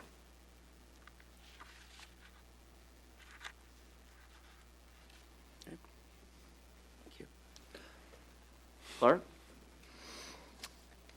Randy, just, I don't have any questions because I've really kind of been involved in the process in the background, you know. Well, yes, sir, I'm sorry. I forgot to acknowledge that you were the council's alternate on there, so of course you were getting all the materials. That's okay. You know, I viewed all the consultants, you know, the plans and stuff that they were submitted, and then that S&S was awarded the contract, or will be awarded the contract, hopefully. But just going over the fees, you know, we went over the fees, and just for, I think, for those folks in the audience that aren't cognizant of the fees, and folks at home, maybe just go over how we got there and what the amounts are. We could see them. I could see them here when we talked about them, but So you're talking about their fee in particular, sure. So no, not their fee, Okay, but I'm sorry, what we're looking at from what the monies that we have. Oh, okay. You know, I think if you don't mind, sir, I'll defer that to Stuart or Clay. Yeah, I mean, the financing. yeah, the financing. I can start, and, you know, we've been working, and actually I wanted to, unfortunately she left, Lorraine Simmons was here from Supervisor Tessier's office, and we've been working with them also on some of the funding issues, and they've been very helpful. So, as you know, when the Northeast Ridge project came on board, there was a project, and it's actually the second one on the list there, the facilities fees prior. There was a storm drain project that there was about $1.2 million that was provided to the city that we no longer need for the storm drain project. So that's then now wrapped into the facility fees. So that's the $1.2 million. The $1.75 million is a number that we renegotiated with when it was actually Brookfield at the time for all of the new single-family homes up at the Landmark area. So as those homes came on board, and they've all now gotten their certificate of occupancy, they paid a fee that I think was in the neighborhood of $37,000 or something like that. So that's the $1,750,000. When we approached San Mateo County, they indicated that they would be open to a loan, and that the dollar amount of the loan is actually, I think, probably somewhat flexible. We have, as you see in here, $1,337,000 currently projected. We're projecting that we would have a annual interest rate of around 0.8%. It's tied to the county investment pool, so it's a very favorable loan rate. That will get repaid by our business license fee for capital projects that we passed a few years ago, and I'll speak to that a little bit more here in a second. And then the city funding is something that Stuart is, I think, at this point recommending that we actually loan ourselves that money, charge a rate of maybe around 2.5%, and then that will also get reimbursed by the business license fee. Now, currently, we are paying for the purchase of the property out of that business license fee, and I think that's around $85,000 to $95,000 a year that we're paying. So there may be, at least at the initial outset of this, more money, less money available from the business license fee than what the actual loans and repayment schedules are. But we believe over time, because this is going to be 15 or 20 years, that the business license fee will, increase over time, and then we'll just show basically an imbalance that will be paid off. So the county loan that we're looking at is a 15-year loan. Our internal loan we were thinking about as a 20-year loan. Mm-hmm. Again, those details will get worked out as we get this to a final phase. The library contribution is a function of our joint powers agreement with the library that we're a part of. So that's $400,000, and that goes to certain what do they call them, FF&Es in the project. And again, that the fine tuning of that will happen as we get this designed. Would you clarify FF&Es? I'd love to. Fixtures, furnishings, and equipment. Thank you. Thank you. Measure A design is an actual grant from San Mateo County out of their Measure A funds for the design, and of course it'll be used in this phase that we're talking about tonight, which is the contract for design of the facility. And then the 300,000 donations was there's nothing particularly magic to that number. That was a number that we kind of came up with that we thought might be within the realm of possible, and then also would get us to around an $8.8 million figure. Now, all of this is, I think, kind of the general funding plan, and it will get fine-tuned as we move forward in the process. I think what you can note is that it's missing tonight is that we're not trying to say what the projected cost of the building is going to be, because there are so many unknowns. And there's so many issues with regards to design. But we do have a project management sort of cost with the $8.8 million of revenue. So that can, Randy will use that in working with the architect and with the stakeholders group to say, kind of keep the project within the realm of what we can afford. And again, all this will get fine-tuned as we get further and further down the road. And we have actual plans and specs to put out the bid. I think at that point we'll have a pretty good cost estimate. And of course, when you award bid, you have your best cost estimate. And at that point in time, you can fine tune all these numbers and have the actual plan. But I think what you see tonight, I would say, I don't know, Stuart might. I don't know, we haven't necessarily talked about confidence level, but I think we're probably in the 90% confidence level in terms of these revenues and this amount of money to be able to do this project. What's really kind of the unknown is when you design this thing, and we know this is a very public process. This is a building that's going to be kind of a statement building in our community. There's going to be a lot of interest in it, and there's going to be a lot of people who have lots of ideas, and that's going to be a challenge to manage. And to manage those expectations. But, I think, again, we have kind of a base of money to work with, and that hopefully can guide the process. So hopefully that answers your question, Clerk. Yeah. Yeah, no, Yeah. right. I think that gives a good explanation, so that way, people understand where the money is coming from, and so that helps. So, and thanks, Terry, for straightening it out. It wasn't a fee. I was using the wrong terminology. So, okay. Laura? Sure. I have some questions and also some comments. So first of all, I was involved in the subcommittee, the stakeholder group, and I'm also the representative to the library system, JPA. So I'm very excited that this is finally before the council. And I can say, I think on behalf of the stakeholder group, that we were very impressed by Siegel and Strain, because out of all of the designers that we met with, they were the ones that stood out because they really came and wanted to know what our community was about. They actually were at our day in the park. We didn't even tell them about it. They just showed up and they walked around and really got a sense of who we are as a community. And if you're not familiar with the Portola Valley Library and Community Center, I'd highly recommend taking a visit down there. It's very impressive. And what we liked about that example is that it really reflects that community. And we thought that SNS would do an equally good job of creating something that reflected the pulse and fabric of our community and make it really a unique experience that can be something that we can appreciate and that can really showcase what Brisbane is. Couple of questions. So I really like that it has all this community input, and that, we view this as a starting point because we saw so many pieces of many of the different designs that we liked, and, we wouldn't want to, as a stakeholder group, say, well, we like this designer and we're going to go with this design. We have to, use that as a starting point. So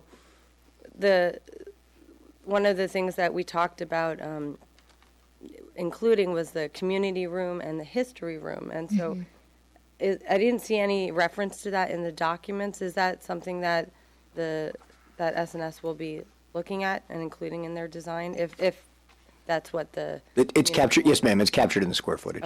Okay, great. And the fundraising mentions $300,000 of anticipated fundraising. So my question is, what plan or who do we anticipate helping us with figuring out how to go about fundraising? I know we did a really great job with the skate park, sort of, internally, community-wide. And I'm wondering, are we going to be getting some assistance from SNS or from the library system, countywide library system, to see what other communities have done? Well, actually, my first thought was to get a meeting with Councilmember Liu, who's been an outstanding fundraiser on other projects in this community. I'm just. But we'll get a meeting together and bring the various resources. I don't think it's really a part of the consultant's contract, but certainly the library system has a lot of experience in other communities through their friends organizations. So we'll get a meeting together of probably you and Clark as the council's subcommittee on this, and other people, and start to put together a plan for trying to do that. We've had some success, as you've indicated, in recent years. This is probably amping that up a little bit, but then again, this is a really much bigger project than the other projects. So hopefully we can get there. And at what point are we going to be looking at the existing site and looking at, what we would like, or what the community would like to use that for? Because I think that is, going to also perhaps impact how we design the library. I've heard people say, it would be great to have the existing community center and library as an artist's exhibit space. There's other ideas out there, so perhaps it could be part of the history room if there's not space in where the new library is for that. So I'm wondering at what point we're going to discuss that. Well, I think soon, but I don't think it's part of their contract, but I think that is something that we will be getting together with the subcommittee. I hate to keep punting these things, but we were really kind of all our effort was to get to tonight and get this contract underway so we can start on the design. But the fundraising and the existing facility are two kind of major issues. And then the other one that's kind of peripherally hanging out there is the teen center site and what we're going to do with that building. So those three items, I think, are something that will be kind of the next effort. Great. Thank you. All right. At this time, I don't have any questions, but I'd love to have the folks from SNS come on up and introduce themselves. Siegel and Strain. Thank you very much for having us. I'm Larry Strain. This is Karen Payson. So we're joint architects on this. Susan Marzola is the other missing person who's not here because she's with her family out of town. I just want to say we're really excited we got to this point finally. It feels like a great opportunity. We did spend a lot of time in Brisbane when we were getting to know the community and getting to know the library, and it just had a really nice feel to it. This feels like, unlike some towns, it feels like a real community. It's not just a town. So we're excited about the process of moving forward with the design with the community's input. It's how we actually like to design best, is actually find out what this community wants and then design something for that community, because it doesn't really feel like it's kind of boring to design buildings if you're just designing for yourself. So really, it's really designing for this community. So we're very excited. I'm happy to answer any questions about us. And Karen's worked on a number of libraries in San Francisco and is mostly going to be handling the interiors of the library. That's how we're splitting this up. So anything more, if you have any questions, happy to answer them. But we're very excited to get started. All right. Any questions for the folks here at the podium? Madison? What are you most excited about? Well, you get different answers from the three of us. If Susie were here, I'm probably, my passion is sustainability. So I'm going to, whether there's a LEED Silver requirement or not, I'm going to push it as far as we can in the budget. Not to cost more, but just to make it as sustainable as we possibly can. And I also came out of a contracting background, so I'm sort of how it gets built and the technical piece and making sure the quality control is there is something that personally I'm excited about. And actually, I'd like to put in my 2 cents. Yeah. I'm Karen Payson, and I also want to say thank you very much. I'm very, very excited about working with you on this library. My passion is good site organization, good location, and natural light. And I love the site that you've selected to build your new library on. The fact that there's access from 2 places, and you want to have your community room actually as part of the library. It gives us a lot of opportunities. There's an opportunity also from the side street. There are views that can look up towards the mountain. And then the library itself is located on your really wonderful little downtown street. And so it's part of something urban while it's also looking up at the natural feature, which is a really important part of your town's identity. So I'm interested in the geek stuff and, of course, working with you to make it all happen. And I'll speak for Susie that she loves community process. She loves working with groups of people. That's her passion, and that's what she's going to be doing when she gets here. Terry?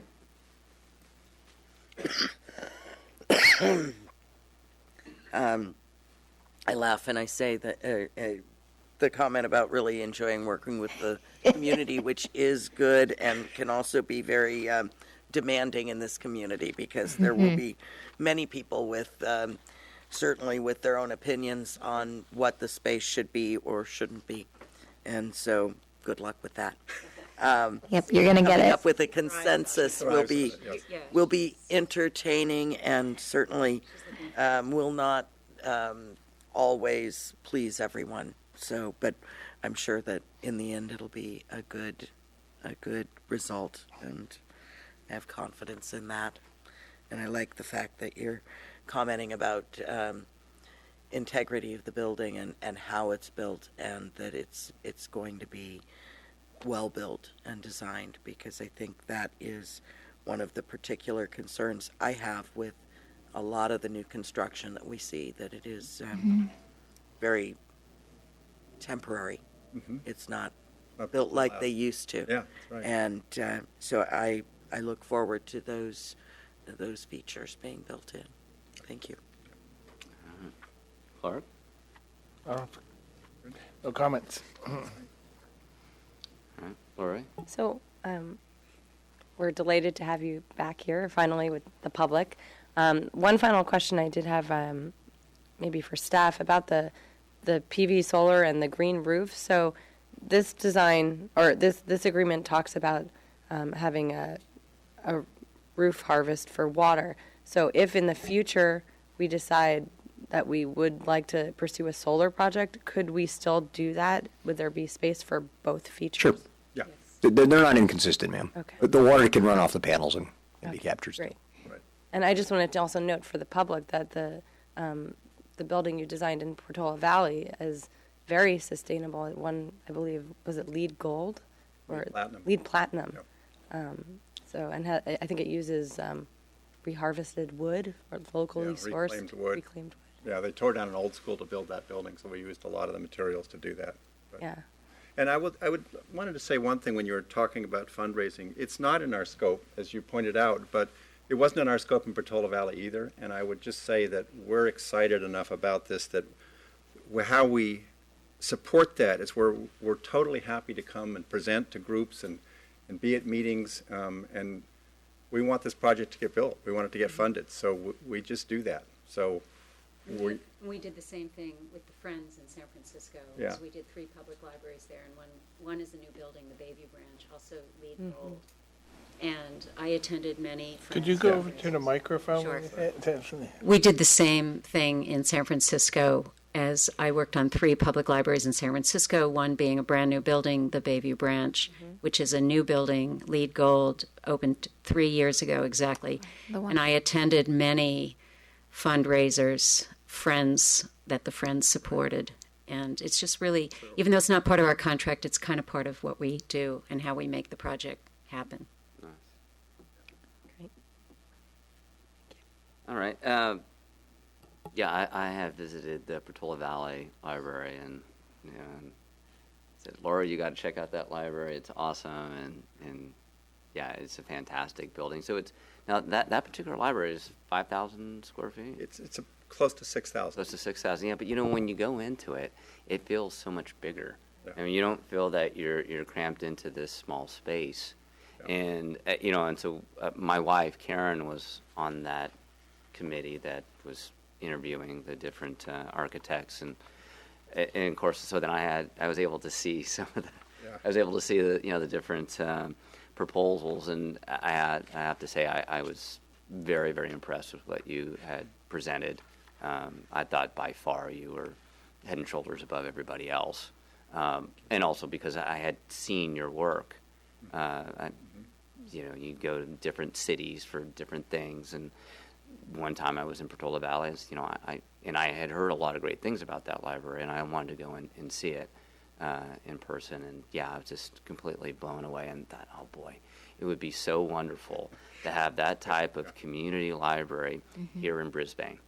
And so then, here you're standing before us, and you're the ones that helped that community take their vision and make it reality. I'm very excited about what you could do here in our community. You talk about sustainability, and I'm glad that you that's a highlighted feature of what you want to do, because that's very, very important to our community. And so to be able to have a LEED building that is higher than what our current green building ordinance is, which is silver, I think is very admirable, and I hope that we can achieve that. I like the landscaping part. Yeah. You see some of these public buildings, and they put out the bark, and that is just so boring. And we have a wonderful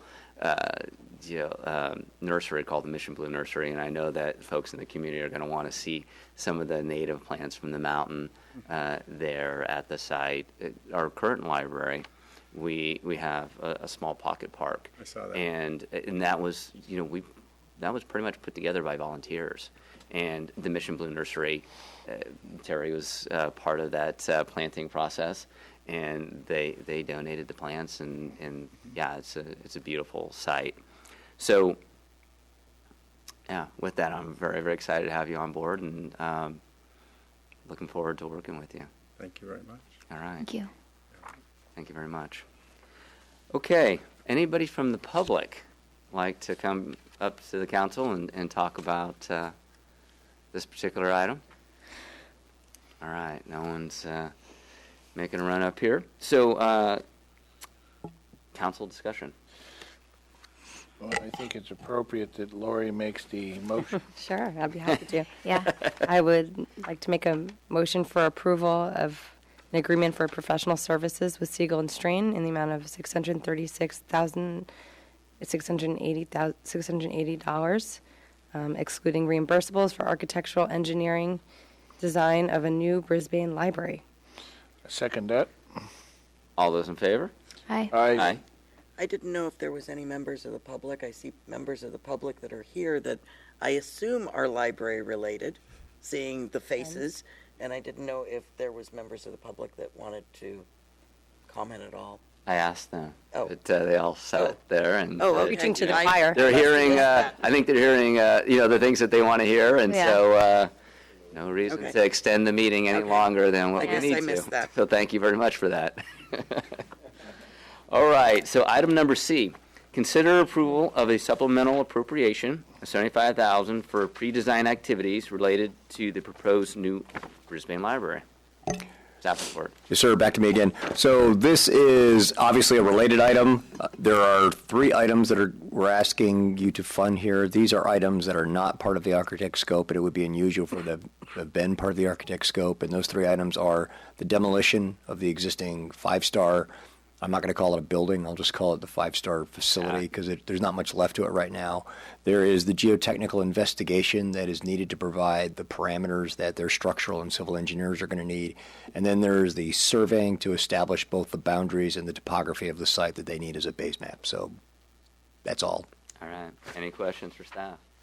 Lori? I have a question. So when there were the in-kind donations, well, that was for the skate park, but are we anticipating any in-kind donations for demolition of this site? Absolutely not, ma'am. This because of the amount of asbestos in there, and it's a small amount. I don't want to upplay it, but it needs to be done by an OSHA certified contractor, and there's notices of demolition and such that have to be done. I really wouldn't want to do that, working just out of the generosity of their heart. Okay. Clark? Nope. No. Terry? This also says that it's removal of trees. Are any of those large trees, or are these the shrubby trees? The large ones. There are some that are bigger trees, yes, ma'am. And those are not something that we feel may be able to be incorporated No, ma'am. into design? No, ma'am. They're acacia trees, aren't they? And other non-native. It's a mix. I think some of them were planted. I think some of them were volunteers over the years that the five-star has been closed, and they've grown quite large. Could they be replanted somewhere else? Not at the price listed in the staff report. And I wouldn't suggest that they're of a species that they would be that worthy of trying to preserve and box up and transport. Any other questions, Terry? Nope. Madison? Nope. All right, I do not. Oh, I actually do have one question. So, if approved, Randy, when will the work start? As soon as I can get people under contract, sir. All right, that'd be fast then. Yes, sir. Okay. So, right, but based on the noise ordinance, it would be 7 a.m. tomorrow morning, sir. Does anybody from the public like to talk about this? All right. Oh, wait a minute. We have a taker. Okay. We do have a taker. Okay. Hi, Barbara Ebel. I know that building's really old, but could we at least consider deconstruction? I mean, there's some really great outfits that do a lot of deconstruction and salvage some materials, and I hear it tends to be worthwhile even in fairly sad cases. Just a thought. I don't know. Anybody else? All right. So, council discussion. Perhaps Randy can keep the salvaging opportunities open when he is looking at bids, depending on what is contaminated and what is not. Yes, ma'am. I mean, actually, it's state law and city law right now that you can't just go in and demo a building. It all has to be recycled to the maximum amount possible. So, Great. Thank you. All right. So, we can talk about it, or we're ready to move forward with the motion. We're ready. Okay. So, Madison, Yep. you want to make that motion? Yep. So I make a motion to approve. Can I just go straight to approve? Okay. Just want to make sure I'm doing it right. To approve a supplemental appropriation of $75,000 for pre-design activities related to the proposed new Brisbane library. All right. Do I have a second? I'll second. All right. We have a second. All those in favor? Aye. Aye. Great. Okay. Staff report. City manager's report on upcoming activities. Clay? I have no report tonight. All right. Mayor council matters. Anybody want to highlight some of the things that they've been doing since the last council meeting? Terry?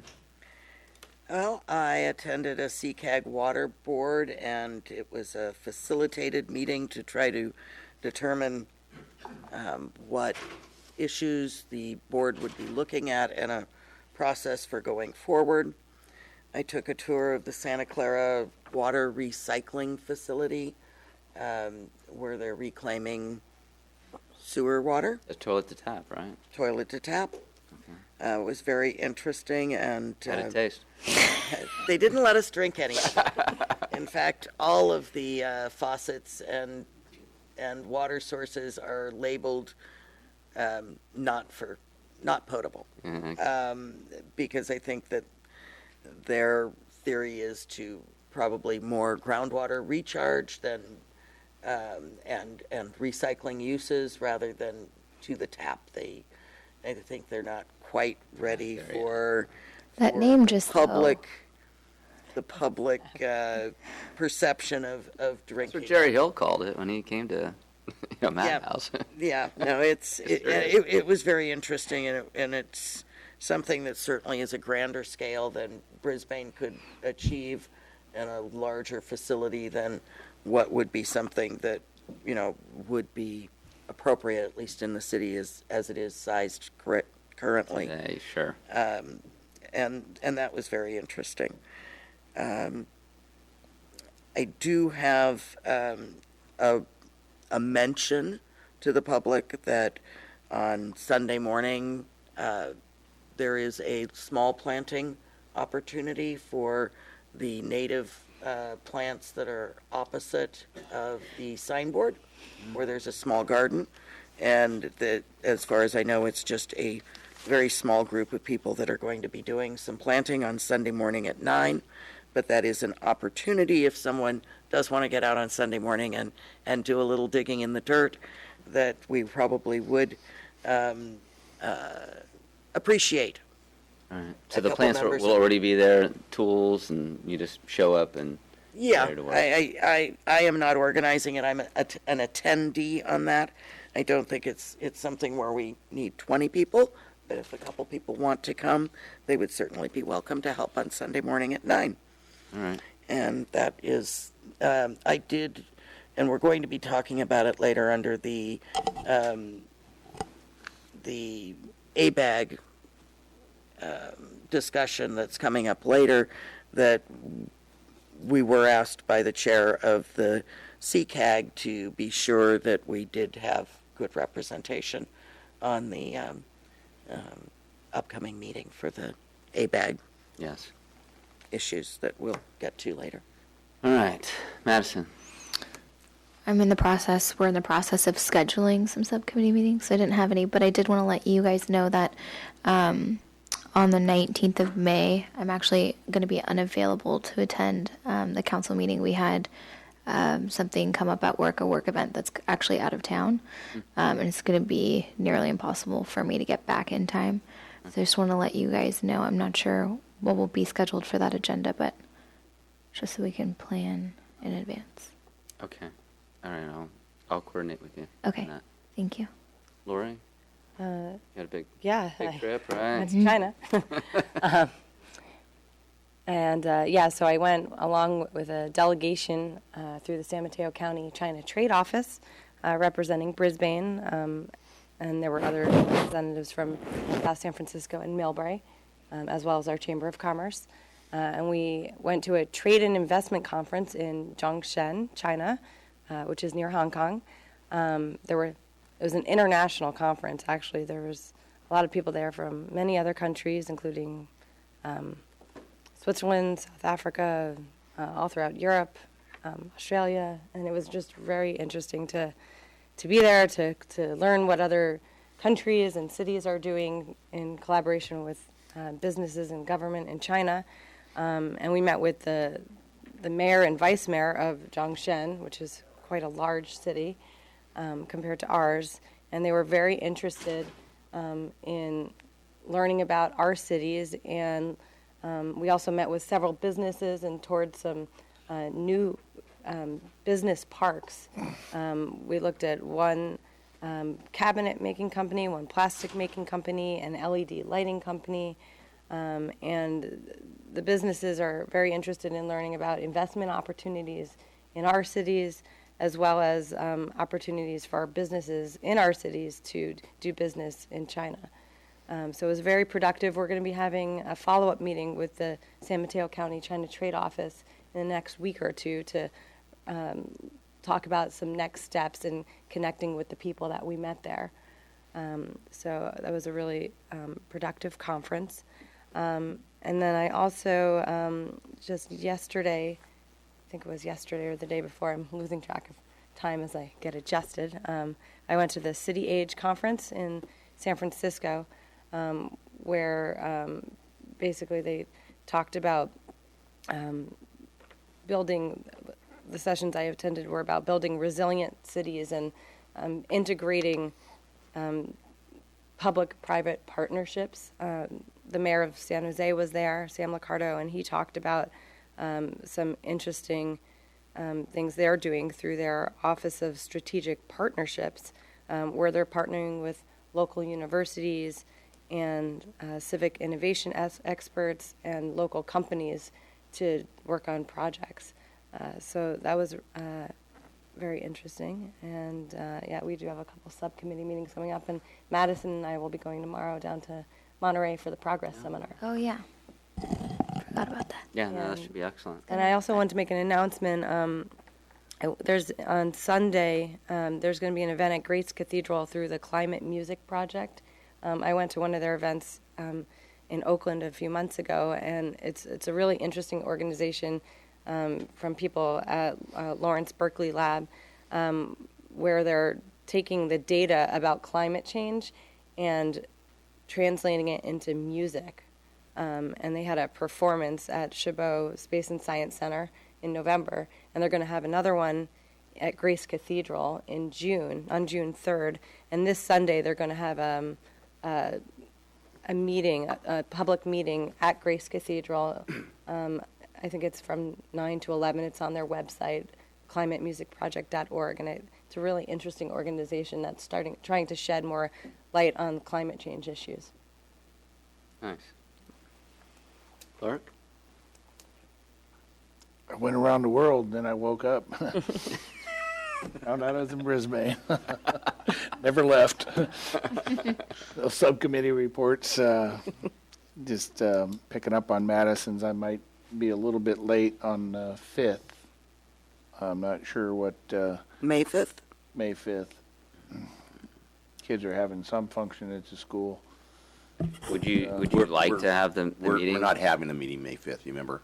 Oh. Because we don't have an attorney available that night. Oh, I'm going to be really You're off the hook. There you go. Yeah, Okay. good. Thanks, Michael. Yeah. You going on vacation or something?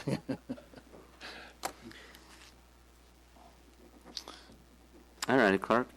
So last night was the SFO roundtable meeting, and that meeting lasted till about 11 o'clock. It was a long, long meeting, and of course, everybody that goes there, they're all wanting to say why the airplanes are impacting their quality of life, and so but we're working out the details with the FAA regarding the initiative, and so there's going to be these two groups. One's called the South Bay Select Committee that will deal with South Bay arrivals. The other will be the roundtable. The roundtable will deal mostly with issues around the airport. So for Brisbane, we're trying to shoot for 0 planes coming over Brisbane from 12 to 6. And there are some options to be able to do that. We got to work with the FAA. I mean, that's the goal. Does that mean it's going to happen all the time? No, but that's what we're shooting for.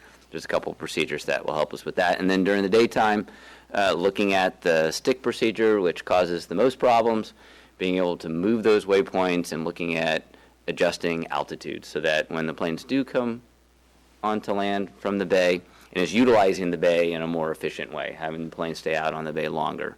So when they do come over, they're higher, and that reduces noise impacts. So that is that, and I think there's anything else. Oh, there's a HART board meeting, and we've hired a new executive director, and the last meeting was his first day. So with that, oral communications. Anybody out in the audience think of something new that they'd like to share? Okay. Then I will take a motion to adjourn to our next meeting, which is... Wait, we skipped an item. Yeah. Item C. Did we skip one? The ABAG. Oh, I'm sorry. Okay, let's go to item C. Discuss attendance at the Spring ABAG General Assembly. So, I've attended this meeting in the past. It's a great event. I can attend again unless someone here would, has got a hankering to attend. And is that something that you wanted to do? No, not necessarily. The comment that was being made by our CCAG board president is that this has a very important issue, which is the MTC and the merger or the proposed merger plans, and that whoever is attending, to be sure that they are the delegate or have a proxy, because the voting will be very important. It's to discuss the merger of the proposed, the planning. the MTC and the ABAG merger. MTC wants to take over the planning part of ABAG. Correct. ABAG and merge. Want to do that, and so that's been the battle. It has been a battle, and it's something that is quite important to how the planning process regionally goes, and so it's something that I believe that you're the Yes. delegate, and Lori, as vice mayor, is the alternate, and so whoever is attending needs to be sure to have if it is not you, to have the proxy for that. Yeah, no, I can't attend. And so I think, I don't see it here, but I believe that particular item is up for discussion around 11 o'clock. 11:45, I believe, is supposed to be the business meeting. I can certainly send that to you with because I did get their agenda. Okay. And the timetable. I thought the voting was going to be at noon, and then 12:30 was lunch. So, somebody said it was at 11:45, and I'll double check with what information I got. But I don't know if we want to discuss our opinions or if we have opinions on the merger. Yeah, no, we can definitely talk about it. And you seem well versed in it, Terry. So you want to somewhat versed, and I wouldn't say well versed. I think there is a big discussion on the way that MTC looks at issues for planning and how they're represented, and that it seems to think that they're very, or it appears to me that they're very staff-driven and project-driven, while the ABAG representation tends to be a little bit more philosophical and a little more attuned to the different cities, is the impression that I get. And so there's a bit of pushback that I've seen on, a complete merger that would make most everything transportation driven. And they are, MTC seems to be very strong in the transportation needs of the East Bay, and where that's going. And I think that, so I'd be open to, anybody else's opinions on this. What's I what's got been an the flavor opinion on of CCAG? CCAG has not come out with an official recommendation from CCAG. I've had some interactions colleague. and talking with the colleagues, and the chair of CCAG, I talked with her yesterday, and also with Alicia Aguirre, who is that was Marianne Neihart of Pacifica, and then Alicia Aguirre, who is Redwood City, and she is an MTC representative. Okay. So I don't think that there is a complete consensus on CCAG. I think that there, are differing ideas, and I think it really depends on how nailed in with transportation projects, whether the representation is more MTC versus CCAG, and where dollars are going to go, because MTC is really the one who, is doling out the dollars. And they pay for ABAG. so it is really a difficult decision on how to work on it. Clark? I don't see it difficult at all. I think it's very predatory of MTC to just want to eliminate ABAG, which, whether they're philosophical or not, it gives elected officials around in the whole Bay Area opportunities to at least serve on a board that maybe can make a difference somewhere. So I would vote against it. Any type of merger. That would be my thought on it. And the meeting starts at 11:45 a.m. Is 11:45? Yeah. Okay. That would be my general consensus also.